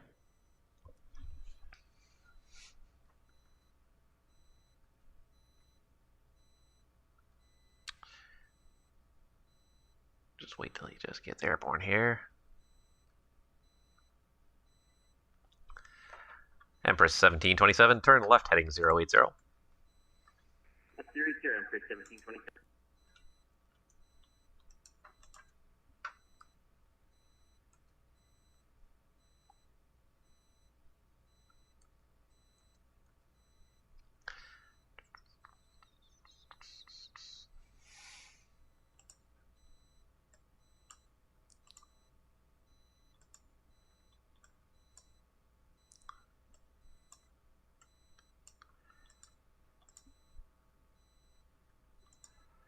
And November Tango Kilo 107, Edmonton, just keep an eye out for your traffic. You're following in the circuit there. They're just turning the downwind off your left side now. Roger, November Tango Kilo 107.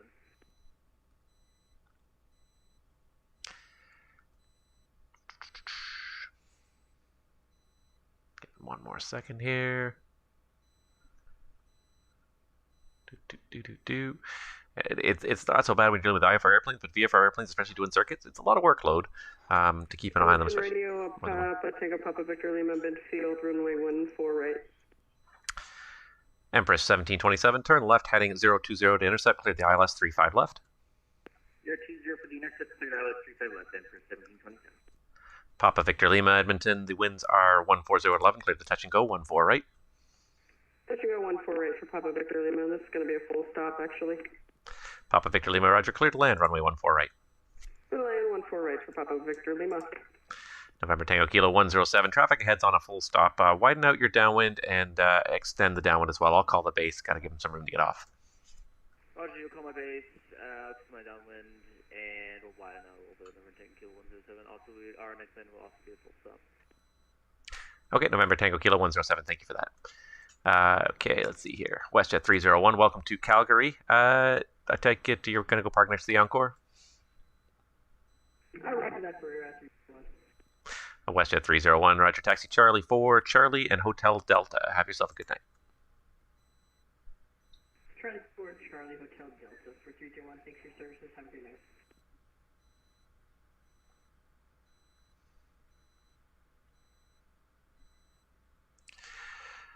And Empress 1727, the Calgary winds 300 at 7. You're clear to land, runway 35 left. Land 35 left, Empress 1727.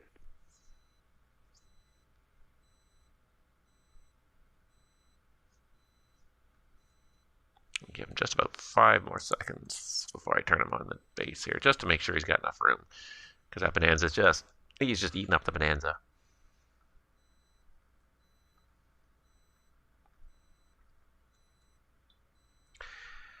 November Tango Kilo 107, you can turn the base now. Your number 1 traffic's over the numbers. November Tango Kilo 107, turning base.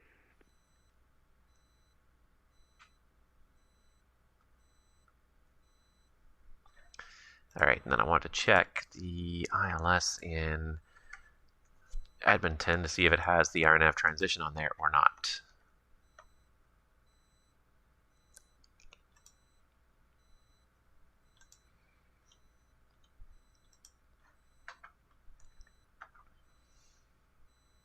It does. And Air Canada 138, I can't remember if I asked you or not, which approach did you want for runway 30 today, ILS or RNAV? I would just take ILS straight in for 30 Air Canada 13. Air Canada 138, roger, playing the ILS 30. Out of 30 Air Canada 13.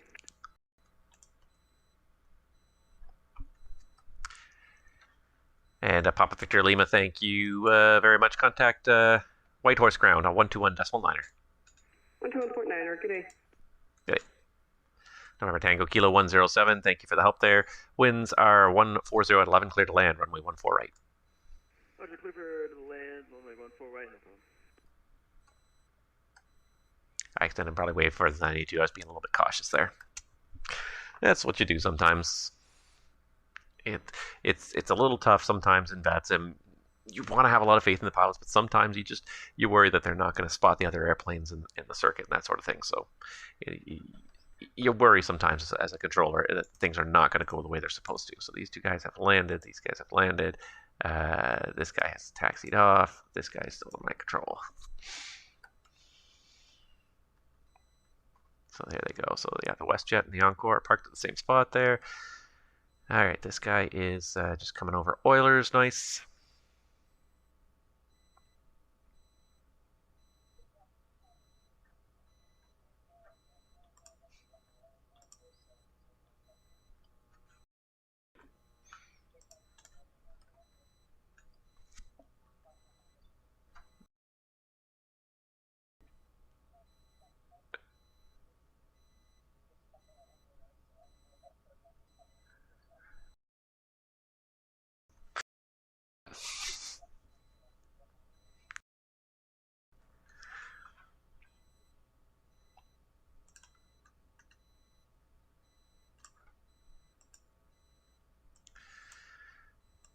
Number Tango Kilo 107, welcome back to Whitehorse. Right turn when you're able and contact ground on 121 decimal, 121 decimal niner.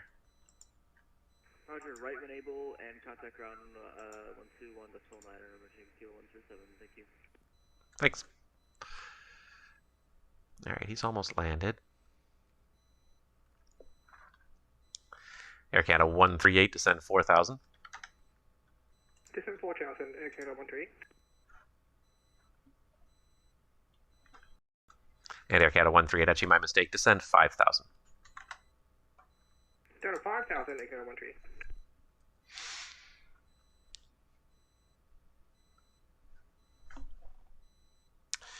All right, well, it was busy for a little while here. And oh, you know what we got? We got this one United coming in as well. We got to make sure we rouse him on the radio. Where is he? He's here. That's him. United 121, Edmonton, are you here?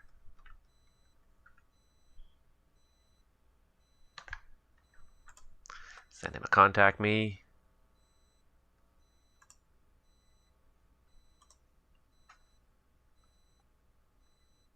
Empress is going to touch down any moment now. Let's see here.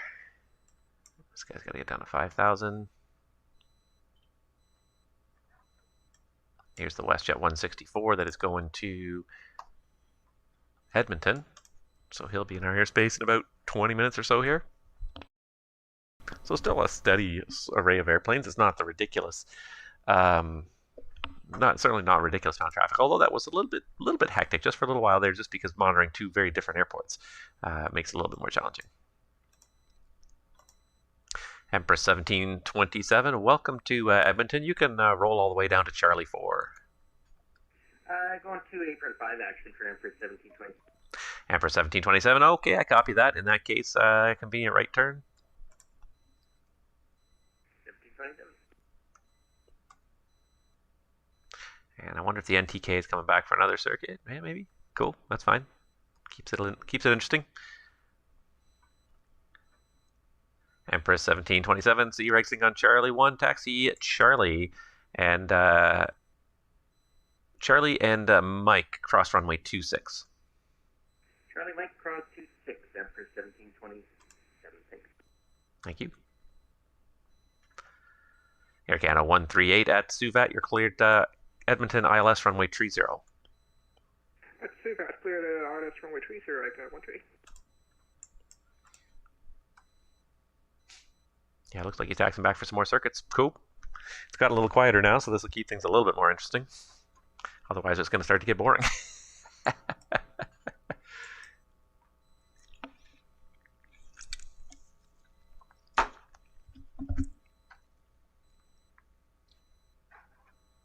United 121 Edmonton Center, you here?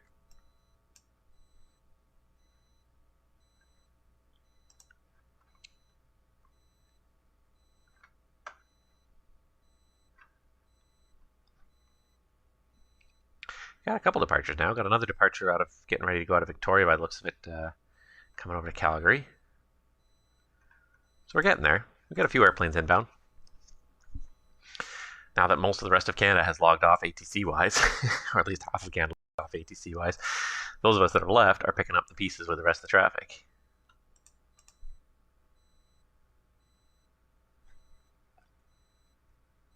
So he's taxiing. Oh, he just went to park on that apron. Centering at 121 with you at flight level 350, and we're going down to 220 soon. Kind of got quiet there. United 121 Edmonton, good evening. Squawk at end, please.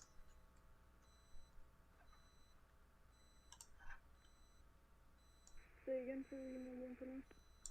United 121, squawk ident. Squawk ident for United 121.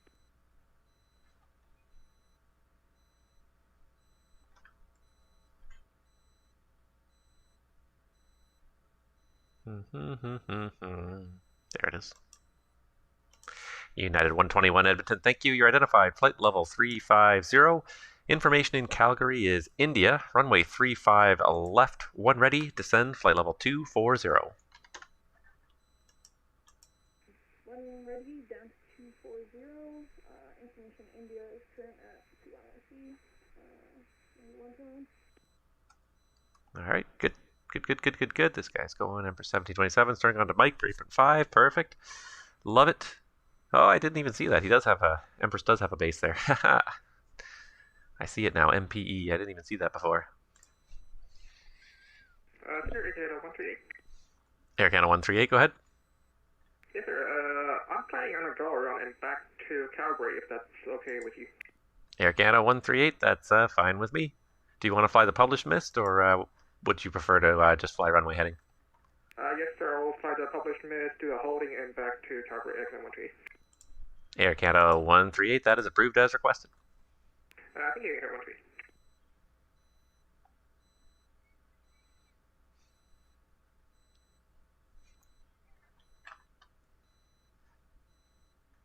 138. I don't even know what the published mist is, but let's go look it up.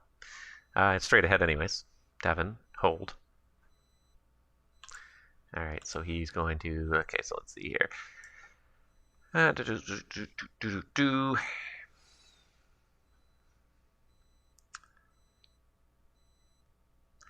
Air Canada 138, roughly how long are you planning to hold there?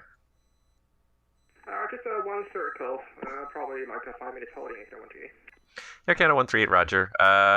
So I'll give you expect further clearance time out of the hold right now of 0310 Zulu. Check for the clearance at 03100 Air Canada 138. Air Canada 138, Raj.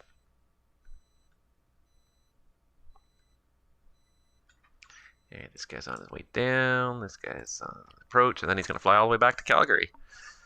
Well, we're going to have ATC, going to have traffic for longer than I thought. You just never know in VATSIM what people are going to do. And we got the WestJet inbound. We got another inbound to Calgary from Victoria, but they haven't taken off yet, so they may or may not make it before we terminate the stream in just over an hour. We're going to be on here till about 4 Zulu, so about 1 more hour. So if they don't get here by then I'm sorry, but they'll be out of luck for service.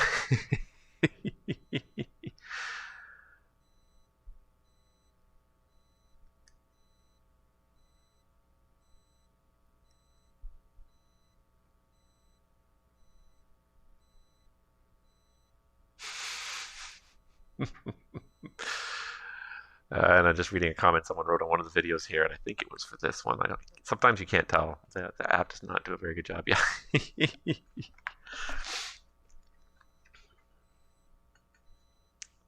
Yeah, Chum of Chance. I think he was watching earlier. I think he left for the night, but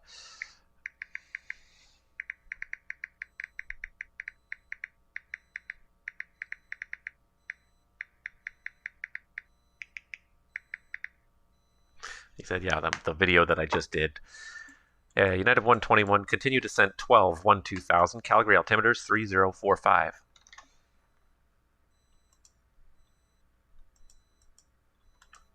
Sounds 12000, 39121, and altimeter is 3045. You got it.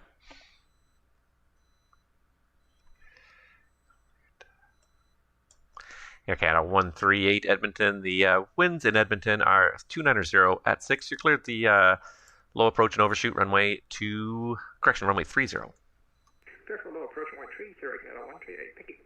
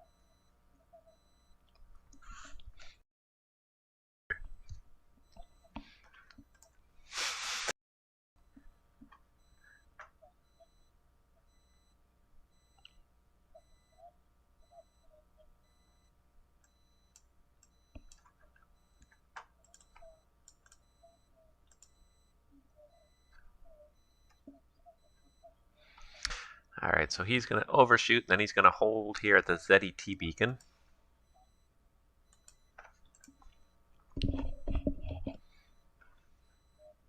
It's good to see someone do a missed approach and overshoot once in a while.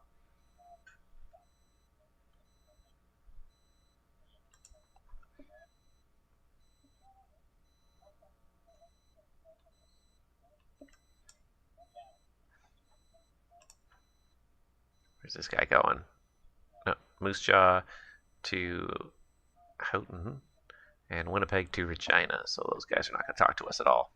We got 2 guys on the ground in Whitehorse again, so we might see some stuff happen there. United 121, descend at 8,000. Descend 8,000 for United 121. Alright, any second now this guy should be in the go.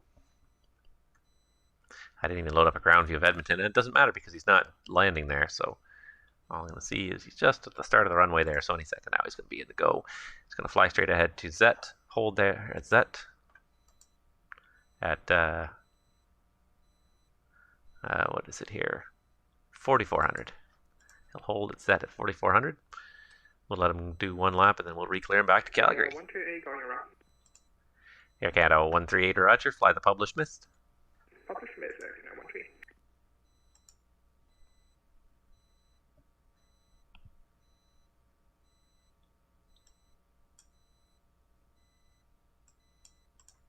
It's not too often you see people do missed approaches on VATSIM. That's actually very rare. It's kind of fun. Very rare to see that, though. I haven't actually, and honestly, I've done very few missed approaches in VATSIM in my career, too. I did one, I remember years ago, I think it was one of the first, might have been even after, or before I started streaming on Twitch, but I was doing a cross-country tour of Canada, and I flew to this little tiny middle of nowhere place. I can't even remember what it was, but it was somewhere on the west end of somewhere around here, one of these islands in the archipelago here. I think it was somewhere around here or here, and it was so foggy, and it wasn't very high, very low minimum, so I never got in there, and I flew like 90 minutes back to the nearest airport that I could get to, which is just ridiculous. And then I had to go and fly the leg again because, of course, you have to finish the leg for it to count. So it was it was a bit ridiculous. United 121 descend 7,000.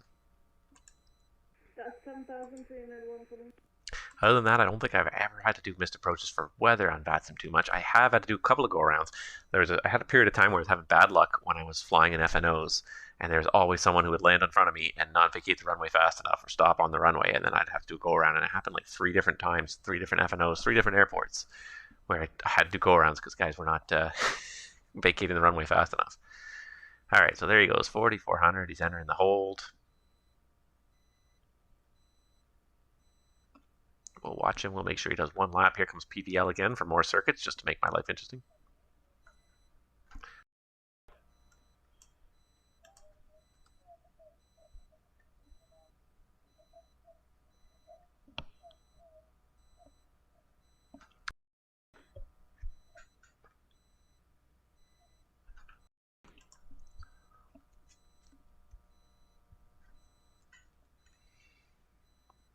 All right, there he goes into the hold.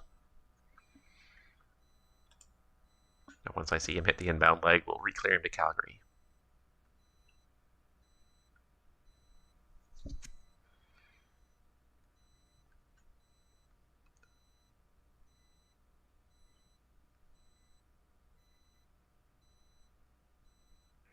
Edmonton Radio, Fernanda, Papa, Tango, Papa, Victor, Lima, holding short runway 14 right at Foxtrot. All right, Papa, Victor, Lima, report mid-left downwind with intentions. The wind's 140 at 11. You're cleared for takeoff, runway 14 right. We'll report midfield down with intentions for runway 14 right, clear for takeoff for Papa, Victor, Lima. United 121, you're below 7,000 feet. Maintain 7,000 feet. Calgary altimeter 3045. My apologies. We're going back up to 7,000. Thank you. And somebody else was calling Edmonton there and was blocked. Say again.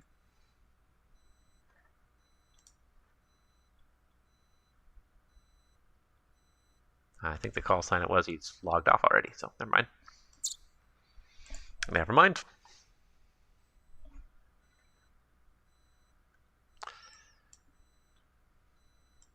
Yeah, let's get my heading over here. Sure. United 121, turn right heading 060, vectors to final. 060, vector to final for 35 left 110. Alright, he's on his outbound leg. Here's the airplane in the circuit.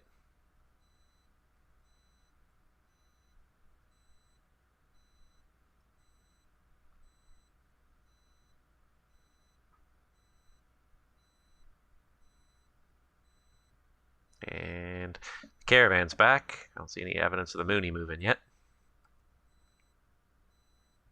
Okay, good. He's on his 06.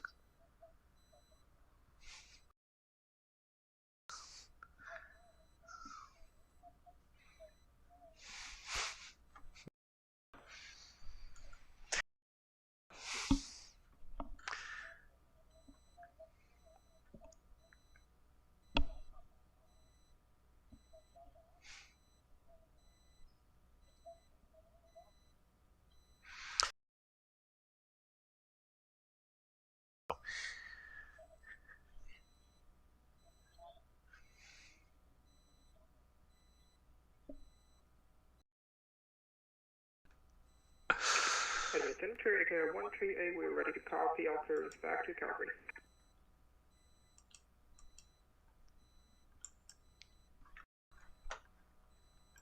Air Canada 138, standby 1.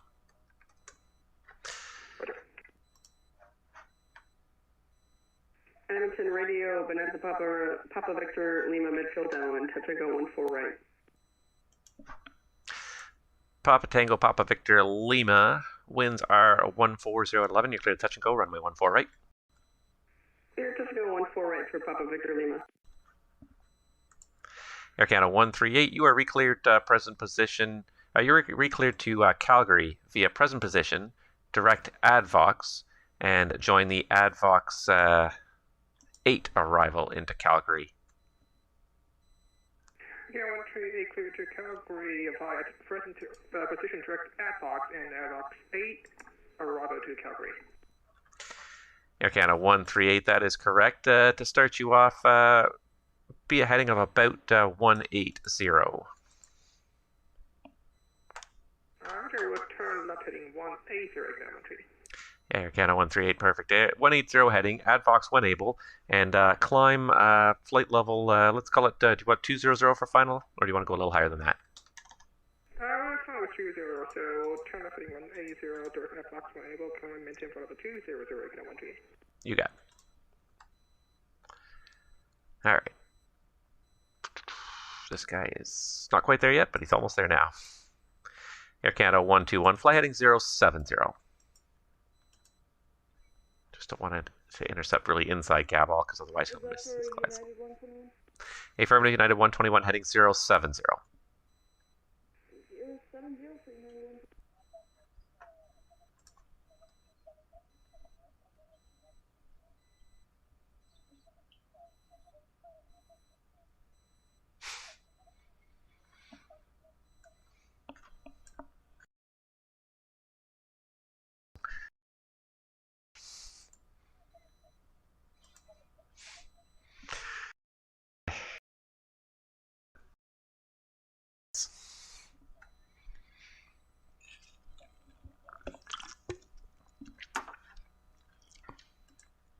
Alright, so I'm going to just edit this guy's flight plan here. Actually, before I do that, let's just go to this view here. Okay, perfect.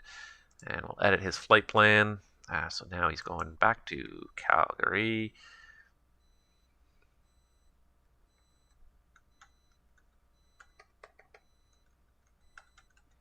And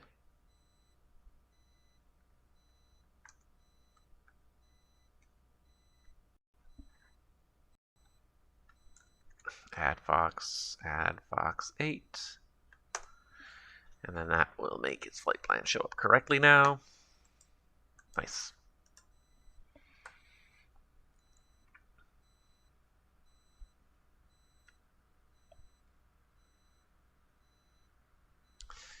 Alright, so now we gotta wait for this guy to come all the way back.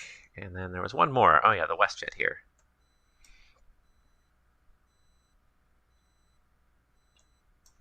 Let's get him on frequency as well.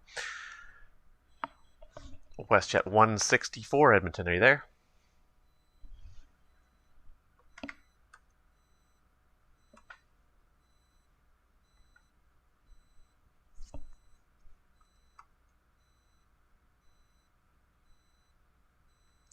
United 121, turn left heading 020 to intercept, cleared ILS, runway 35 left.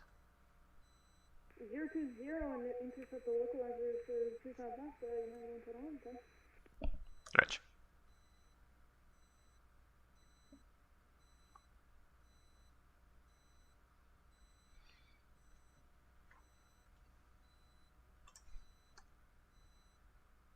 Okay, he's in the upwind.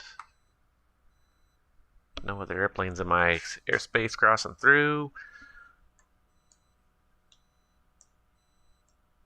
Good evening, Edmonton Radio, WestJet 164, fly level 410. Oh, WestJet 164, Edmonton, good evening. Squawk code 0724. 0724 on squawk, WestJet 164.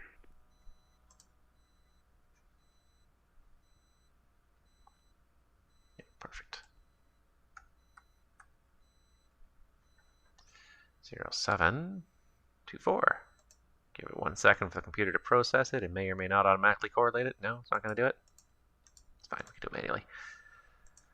WestJet 164 Edmonton, thank you. Your identified flight level 410. I don't have any ATC in Edmonton. The winds are showing 290 at 6, altimeter 3043. You can plan runway 30. Roger, we'll plan 30, WestJet 164. WestJet 164, when ready, descend flight level 240. When ready, down to flight level 240, WestJet 164. Might still be a little far out, actually. Yeah, he's 180 miles still. I lose all sense of scale. Radio, Papa Tango, Papa Victor Lima, midfield downwind, touch and go, 14 right. Papa Victor Lima, winds 140 at 11, cleared the touch and go, runway 14 right. Touch and go, 14 right for Papa Victor Lima. United 121, Calgary, winds 300 at 7, cleared to land, runway 35 left. Cleared to land, 35 left, United 121. Yeah, I just lose all sense of scale sometimes. It's so the distances in this FIR are so vast. Yeah, he's still 182 miles to go. It doesn't look like very far, especially when you're looking at it in like this view. Hey, look, he's almost at Edmonton already. And I know it's zoomed out, but I'm still getting a sense of scale. I'm relatively new to this FIR, relatively new to this airspace, so I'm still learning it. I'm still learning how big it truly is and where it's appropriate to start giving descent instructions and everything.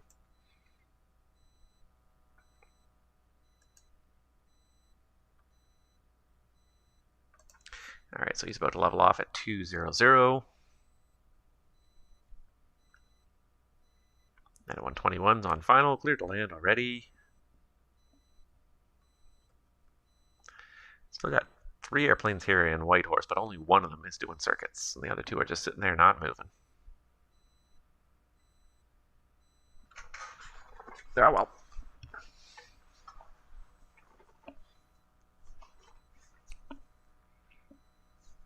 How far is it from Whitehorse to Edmonton?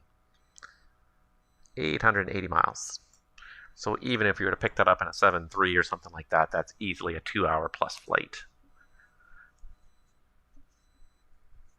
And that's still relatively small compared to this, just the size. It just blows my mind, the size of this.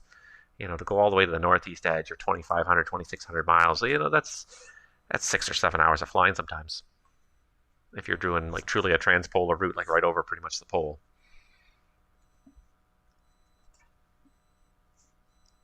Oh, now we got another one logged in here, and Whitehorse. I've never seen so many airplanes log in Whitehorse.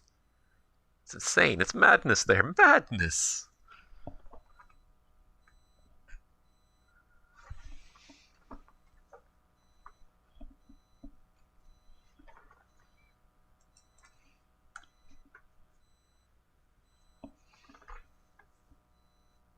Absolute madness.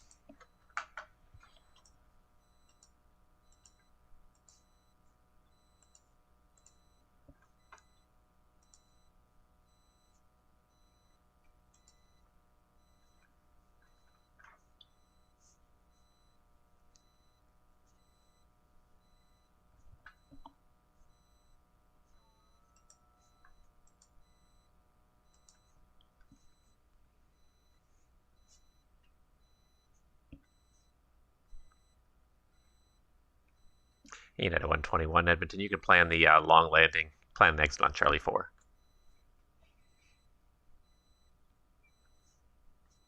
Is that for United 121? United 121 affirmative, long landing approved, planned exit Charlie 4. Exit on Charlie 4? That's correct.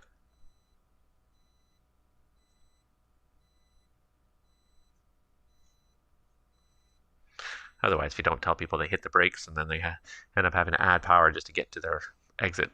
There's no point in him slowing down and getting off anywhere sooner than that because the terminal is up by Charlie 4. Radio, Pop Victor Lima, midfield downwind, touch and go, 14 right. Papa Victor Lima Edmonton, the wind's 140 at 11. Clear the touch and go, runway 14 right. Clear touch and go, 14 right for Papa Victor Lima. It'll be a fantastic day when the winds suddenly shift a little bit. Something new and different and exciting.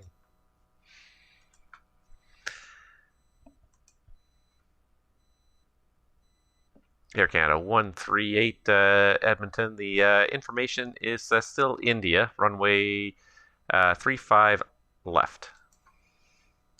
35 left, we have India. Thank you, Air 138. Air Canada 138, roger. Proceed direct OTMAG. Direct ATC, Air Canada 138. Roger. No point in making them even go out a little bit of a dog leg. Just keep it easy. Keep it direct.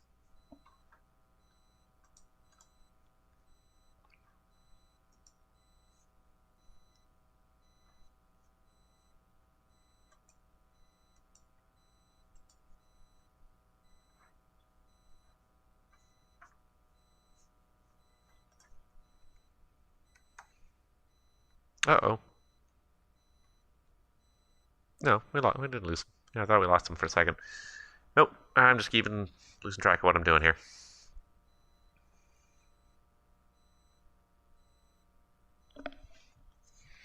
Alright, here comes United 121. It's not a very busy evening, though. It's just the way of it. VATSIM connections have dropped 200 people since I logged on, so it's just the way of it. It's that time of the evening where there's not a whole lot of traffic online. Not a whole lot of people doing very much. Must be bored. Just looked at how long Moncton Center's been online for. It's been 4 hours.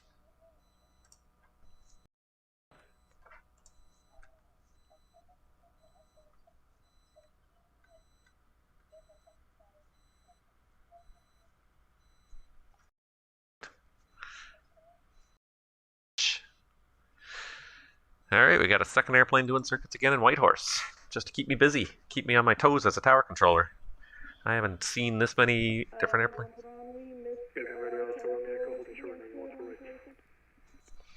Alright, there were 2 stations at once. United 121, you can take the next right turn high speed on Charlie 6. And do you know where you're parking this evening? Just passenger terminal. United 121, roger. Taxi ahead on Juliet, and then left on Golf into the apron.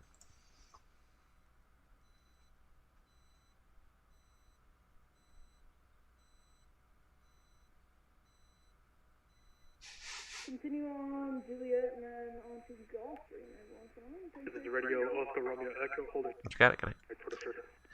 Oscar Romeo Echo, traffic ahead is also in the circuit. Report mid-left downwind with intentions. Winds 140 at 11. Clear for takeoff. Runway 14 right. We'll do clip take runway 14 right. Let's go, Romeo. It worked out pretty well anyway since the airplane was on the touch and go in front of him. That worked out really well. Air Canada 138 Edmonton. When ready, descend 12 2000. Calgary altimeter 3045. When ready, descend 12,000 3045. We got one more airplane still inbound to Calgary here. On the ground in Victoria, though. If he has not left now, he's not going to be there probably before we shut this down. He had a chance of making it, but I think he's lost that chance now. I'm not trying to be mean. I just can't stay up all night. Not trying to be rude or anything. Just can't stay up all night doing this.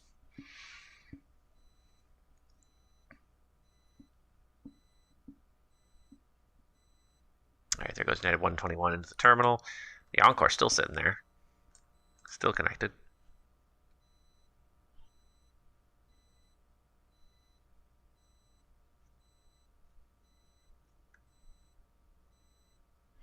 Alright, we can probably shut down these Edmonton terminal view because nothing's happening there anymore.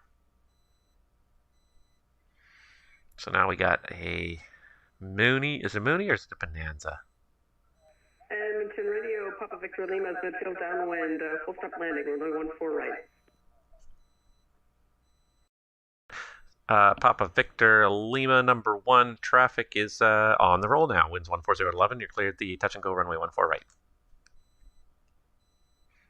And Edmonton Radio, Papa Victor Lima, it's going to be a full stop, roll 14 right. Papa Victor Lima, my apologies. Had someone talking to my ear just as you were calling as well. So you're clear to land, runway 14 right. Land 14 right for Papa Victor Lima.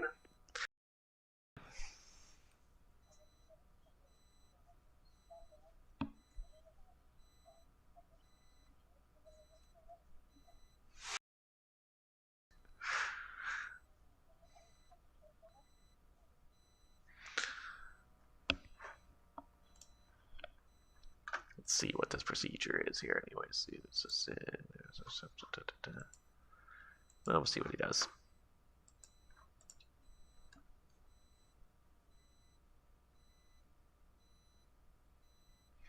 Alright, still waiting for these guys to start down. United logged off. We got these 2 guys. So yeah, at least should not be this tag. This should be...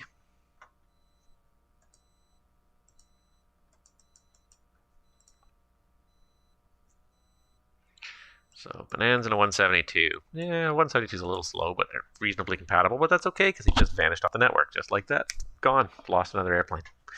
Call the search and rescue because we lose so many airplanes on VATSIM this way.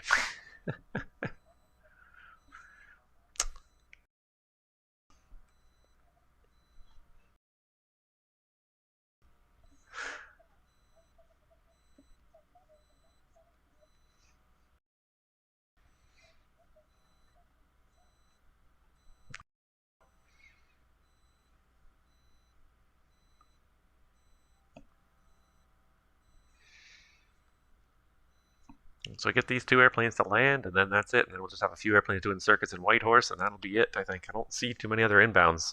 Nobody's going to make it here within the next 40 minutes or so. So these guys are going to be the end of what we're doing tonight, I think. Wasn't a very busy night. I don't even think I want to look at the statistics because it wasn't all that busy overall. Probably saw about, what, maybe 10, 12 airplanes, including all these VFR circuits. Papa Victor Lima, contact Whitehorse ground now, 121.9er. Good night. 121.9er, good day.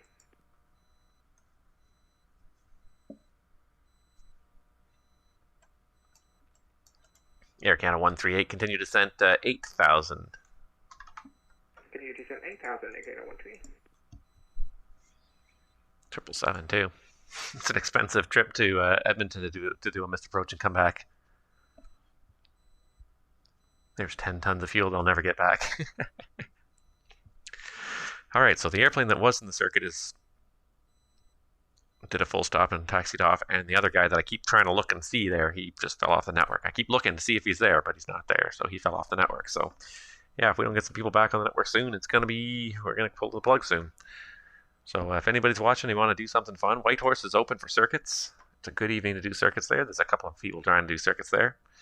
Otherwise, there's not much else going on tonight in the Edmonton FIR. It was kind of a quiet night to start. It picked up for a little while there. For the last half an hour, 45 minutes, we had enough airplanes to keep us really busy, especially with these airplanes doing circuits at Whitehorse. That's enough to...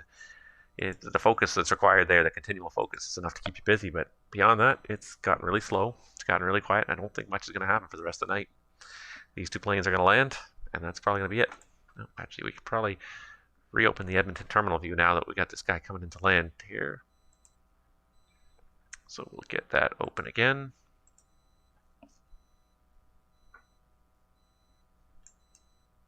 Then at least we're ready.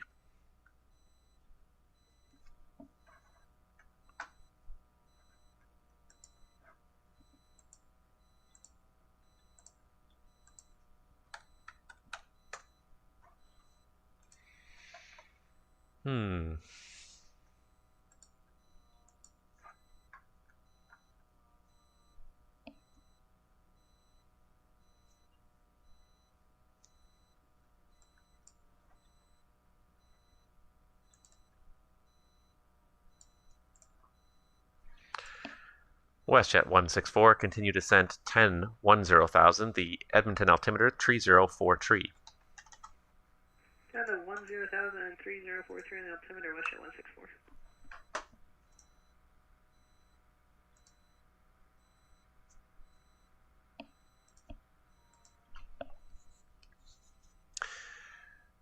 Trying to get some 777 practice for next week. Oh, that's you, nuclear jet. I get you now.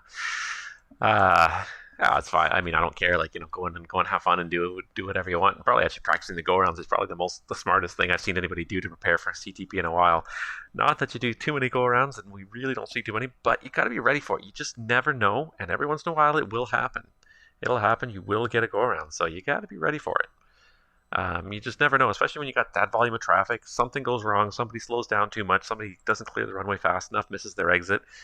It's definitely possible on CTP day. So you definitely, and it's so busy, you don't want to be struggling through the go-around either. So that was probably a wise move to go and practice a go-around.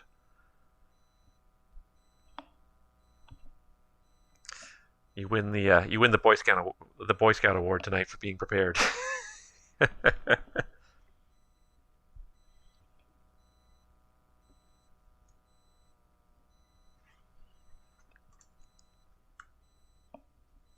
Oh, we got a new one logged in here, right on top of the other guy. There's like 75 gates here in Calgary. Logs on top of one other airplane. 75 gates. WestJet 164. Oh, WestJet 164, go ahead. Would we be able to get the RNAV Yankee 30 at Kissop? Absolutely, WestJet 164, you can plan on the RNAV Yankee. Perfect, thank you.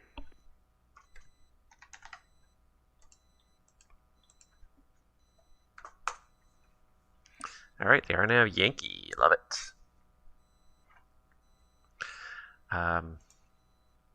Yeah, no, that's great to be prepared because you just never know what's going to happen on Cross the Pond Day, and there's just it's not a day where you can be mucking around. I mean, you can, but I mean it's not a day where you want to be mucking around if you can avoid it. Everyone wants to kind of put their best foot forward on Cross the Pond Day because it's just people are working so hard. That being said, that being said. The Cross the Pond planning team has been sort of slowly shifting the event. I don't know if you noticed it, but they've been slowly shifting the event to try and alleviate the congestion, the bottlenecks that have occurred in the past. And one of the things that they've done, and you probably noticed it this year, is that they're increasing the number of airports.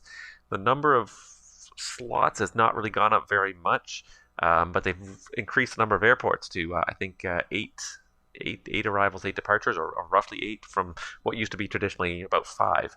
And the whole point is to sort of spread the airplanes out over a slightly larger area, a slightly larger time frame, and thus hopefully most of the controllers will be less overworked. And this is something that I noticed last time we did Cross the Pond in the fall when we did the eastbound.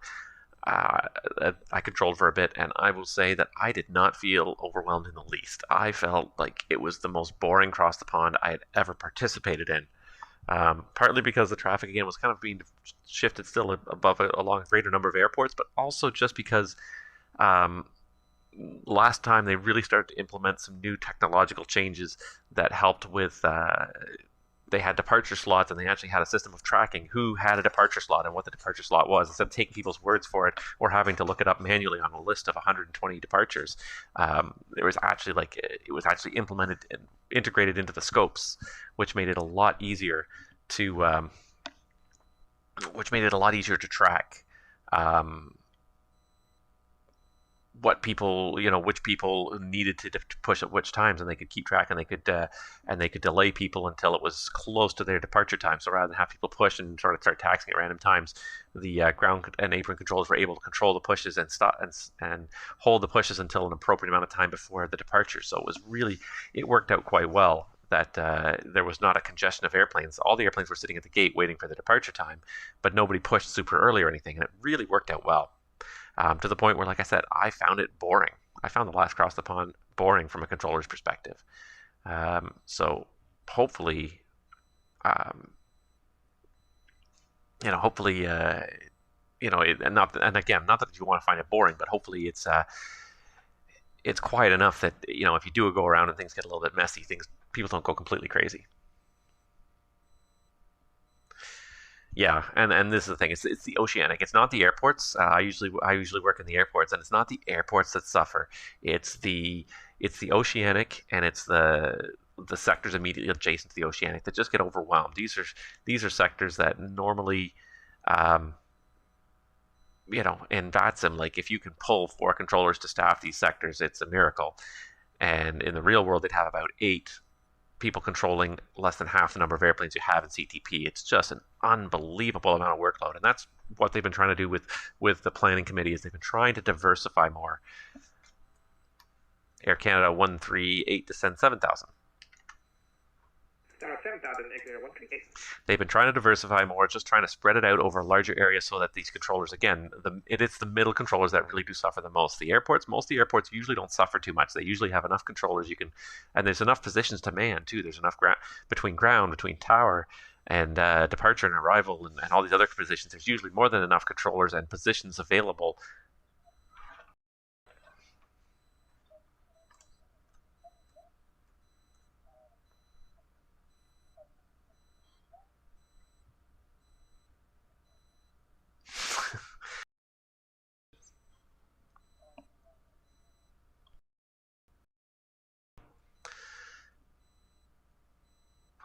So yeah, so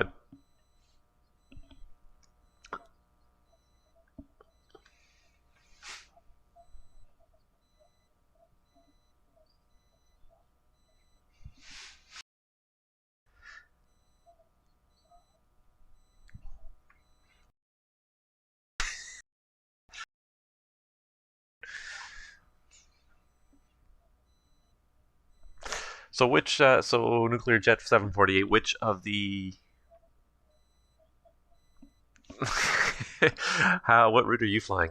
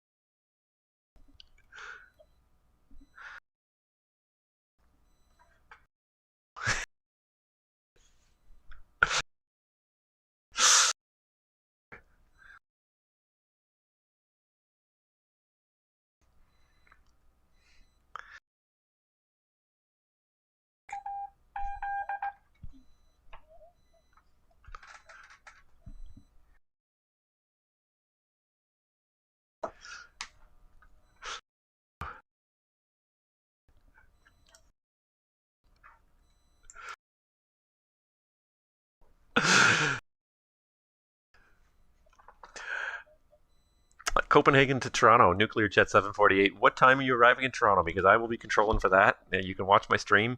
I'll be controlling Toronto arrivals, anyways, from see here, 1930 to 2100 Zulu.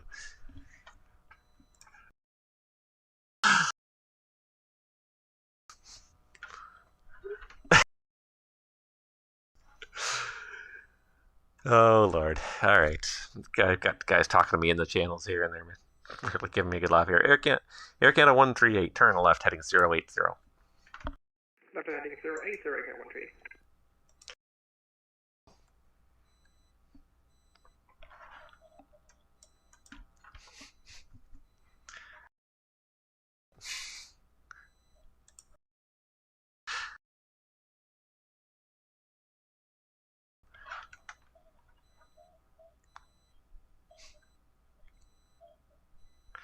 WestJet 164 to send 7,000. 7,000, WestJet 164.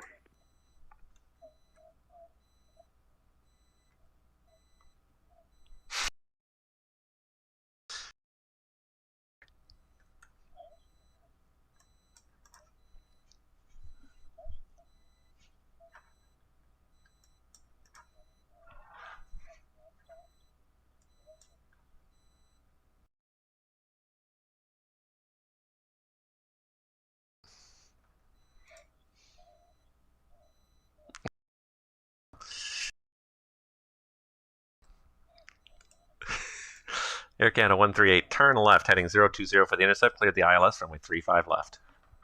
Starting 0200, correction 35 left, exit 13. You got it.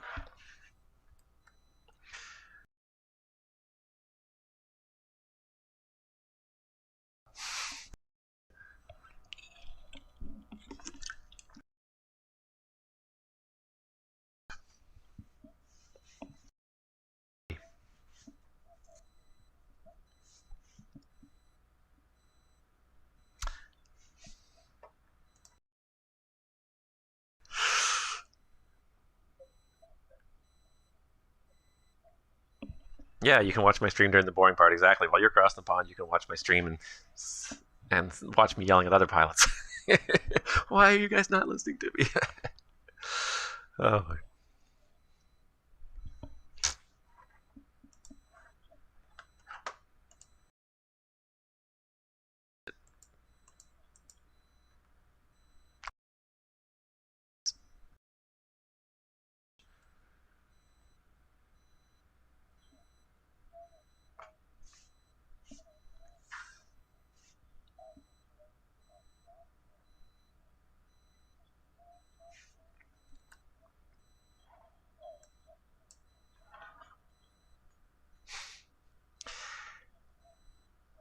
Air Canada 138. The winds in Calgary 320 at 5. Clear to land. Runway 35 left. Runway 35 left, clear to land, exit 138. Yeah.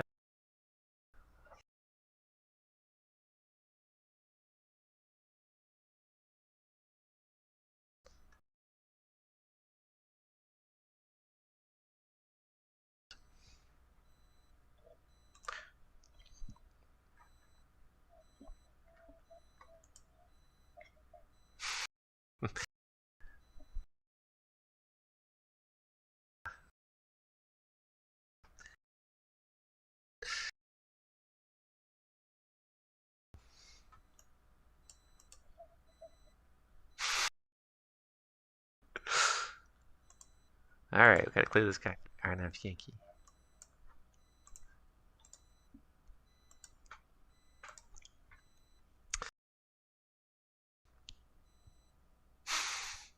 Alright, we got two guys taxiing out here in Whitehorse.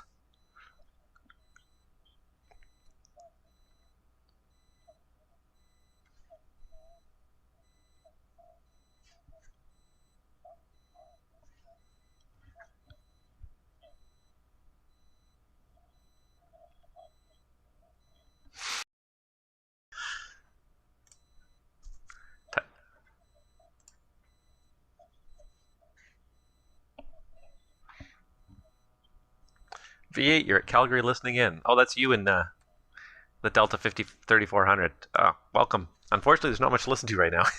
It's very quiet. There's one plane, if you look out there, though, to the south, there's one plane that's going to land on 35 left in about 2 minutes. But yeah, unfortunately, it's very quiet right now. There's really not much happening tonight.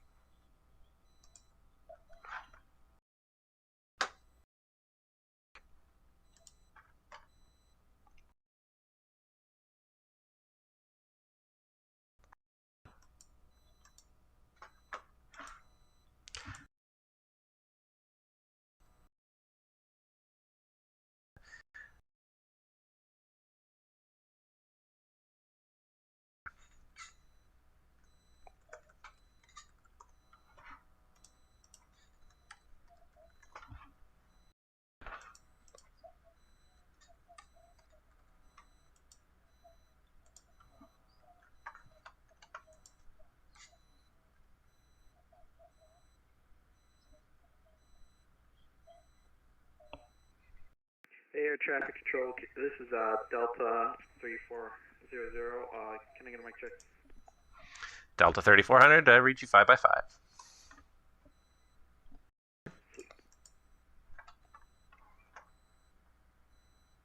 Delta 3400, I read you 5x5. Thank you.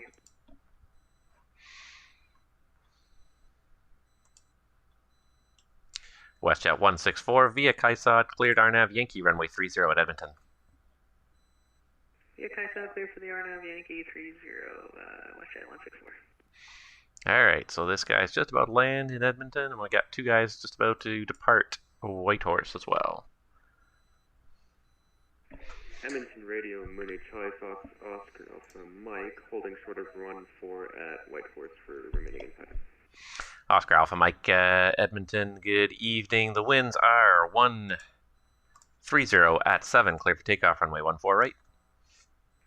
Clear for takeoff, runway 14 right, Mooney, Charlie Fox, Oscar Alpha Mike.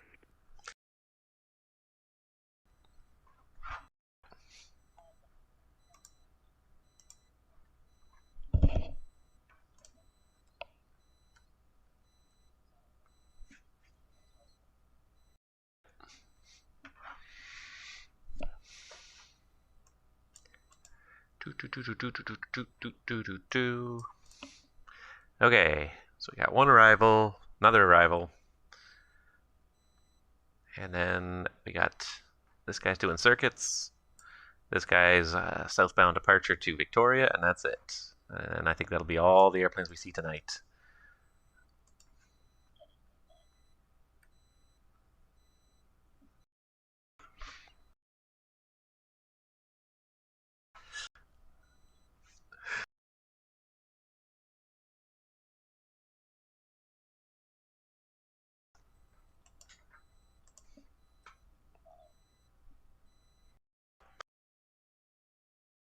Okay, 128, vacated, Charlie 2. Oh, sorry, where are we here?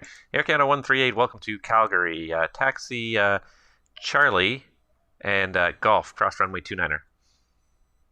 Taxi Charlie, cross runway 29er, exit 13. Rotating kilo 107, holding short runway 14 right, ready for departure. November Tango Kilo 107. Line up only 14 right. Just waiting for the traffic to start their crosswind. Roger, line up and wait, November Tango Kilo.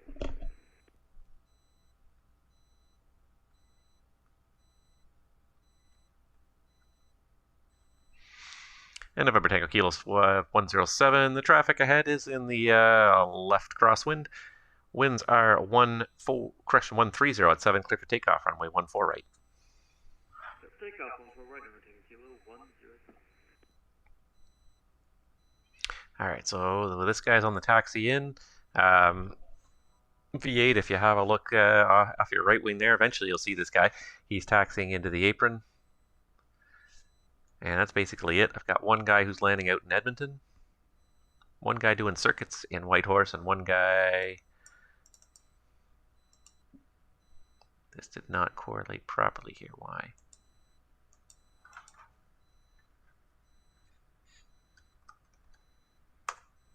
There we go, because it already thinks he departed a long time ago. Let's see how fast this Eurofighter climbs here.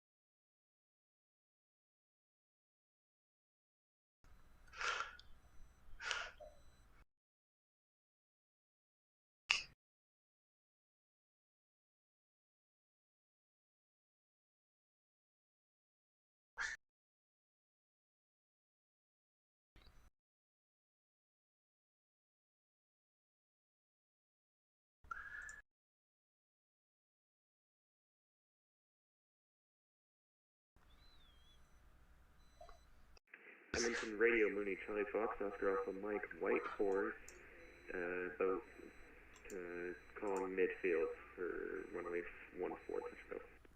Oscar Alpha Mike, caution possible wake turbulence from the Eurofighter that departed 1 minute ago. Winds are 140 at 7, cleared touch and go, runway 14 right. Clear touch and go, 14 right, watch Eurofighter. Sorry, brain farting right now. Just caution possible wake turbulence. Caution wake turbulence for fighter, sorry about that. Moving to Fox, Oscar Mike. November Tango Kilo 107, stay passing altitude. altitude is 6,500. November Tango Kilo 107. Thank you. You're identified. Continue climb. Flight level 370. Continue climb to level 370.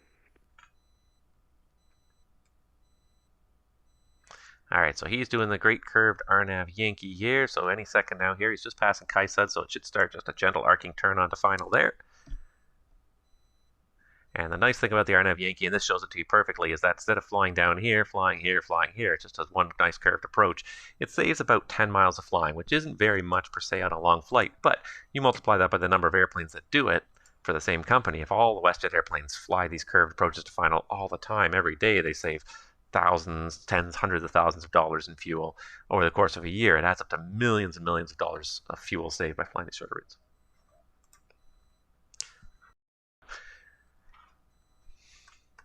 Where did he go here? Just need that view. And November Tango Kilo 107. Proceed Kengi on course. Roger, proceed Kengi on course from Tango Kilo 107.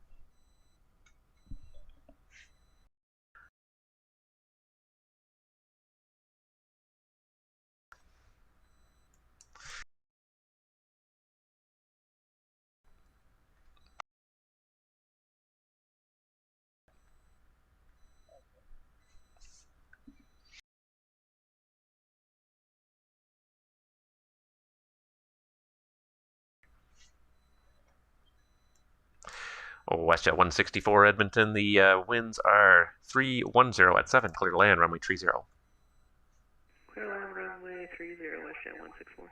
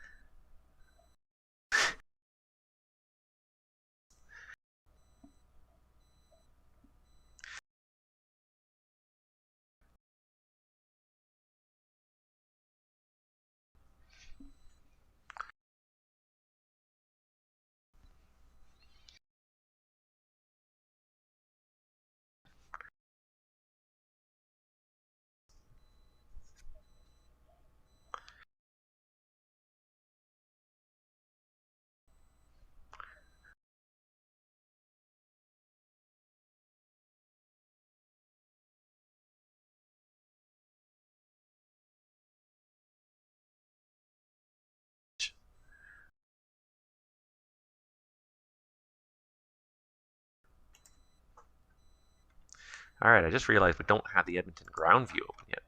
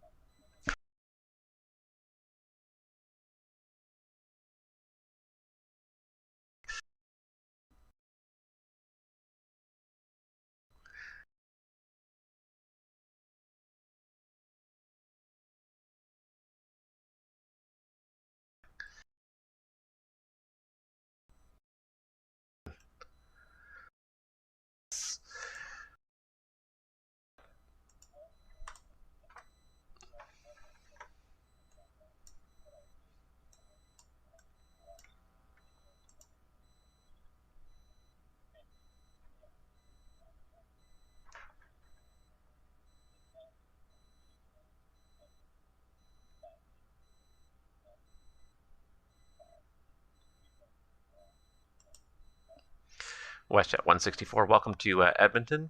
Taxi Alpha 2 Alpha, and enter the apron at Alpha Charlie. Roger, Alpha 2 Alpha, and we'll enter the ramp Alpha Charlie, WestJet 164, have a good night.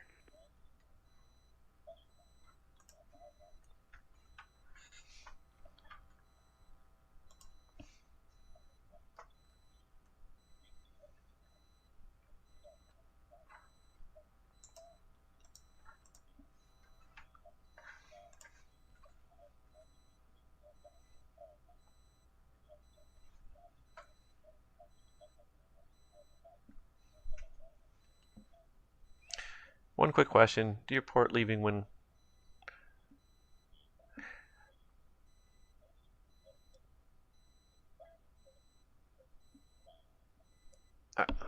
Edmonton Radio, Mooney Charlie Fox, Oscar Alpha Mike, reporting midfield, friendly 1-4, touch and go at Whitehorse.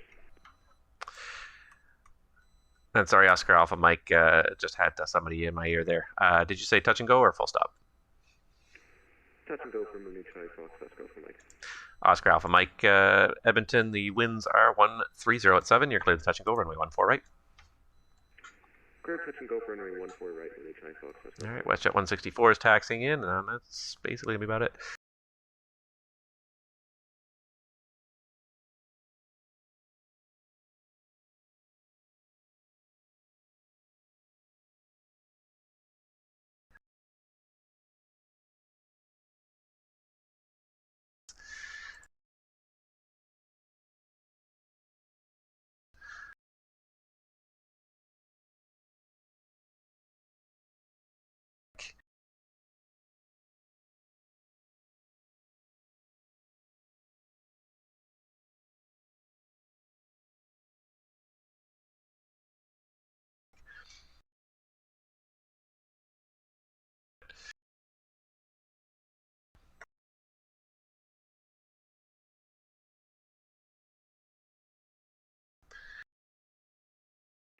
Edmonton Radio, Mooney Charlie Fox, Oscar Alpha Mike. Can we change that touch and go at the Whitehorse to a full stop landing?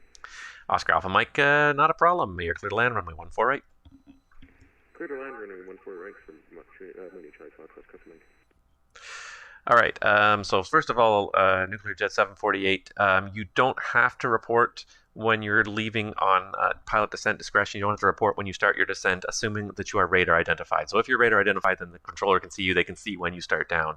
They may ask you to report just so that they become more aware of it because of something else that's going on. But normally, no, you don't have to say when you're starting a descent. But good question. If you're not in radar airspace, if you're not identified on radar, then yes, you would have to report the start of that descent. But most of the time, and almost all the time in VATSIM, you're going to be radar identified. Bueller, I'm glad that you enjoyed it. I hope you learned something and had fun there. And I do what I can. Like I hop around from different places because I have to try and keep current in all the different places. So I will control Edmonton again in the future. I don't know when. It's also just a matter of when. I feel like it's also going to benefit a lot of pilots. If I see a lot of traffic online and there's nobody controlling, I'll also hop in there. So it depends on the situation, but I will control it again in the future, so you will see it again.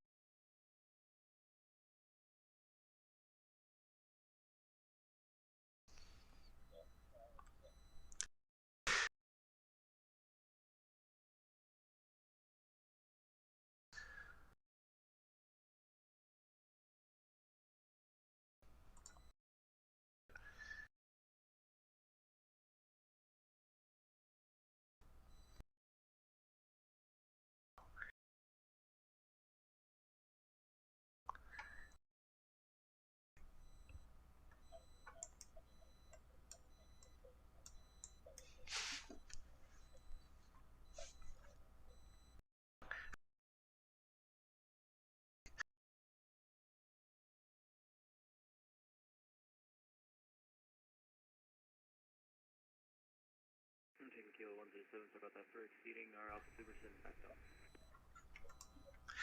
November Tango Kilo 107, sorry I missed that, you're a little quiet. Say again?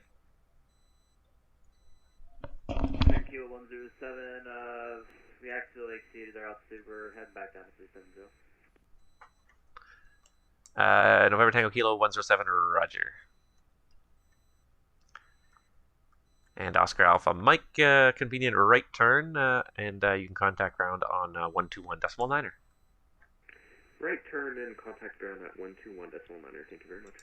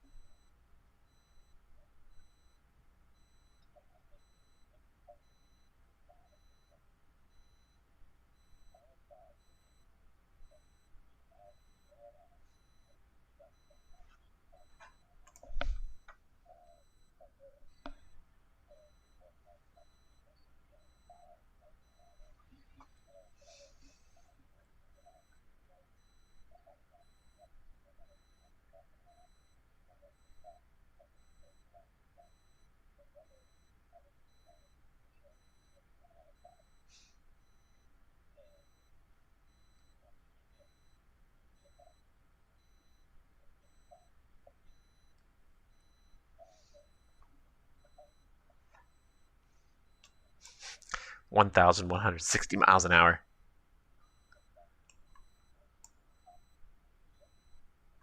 I'm taking Kilo 107, request to step away 5 minutes.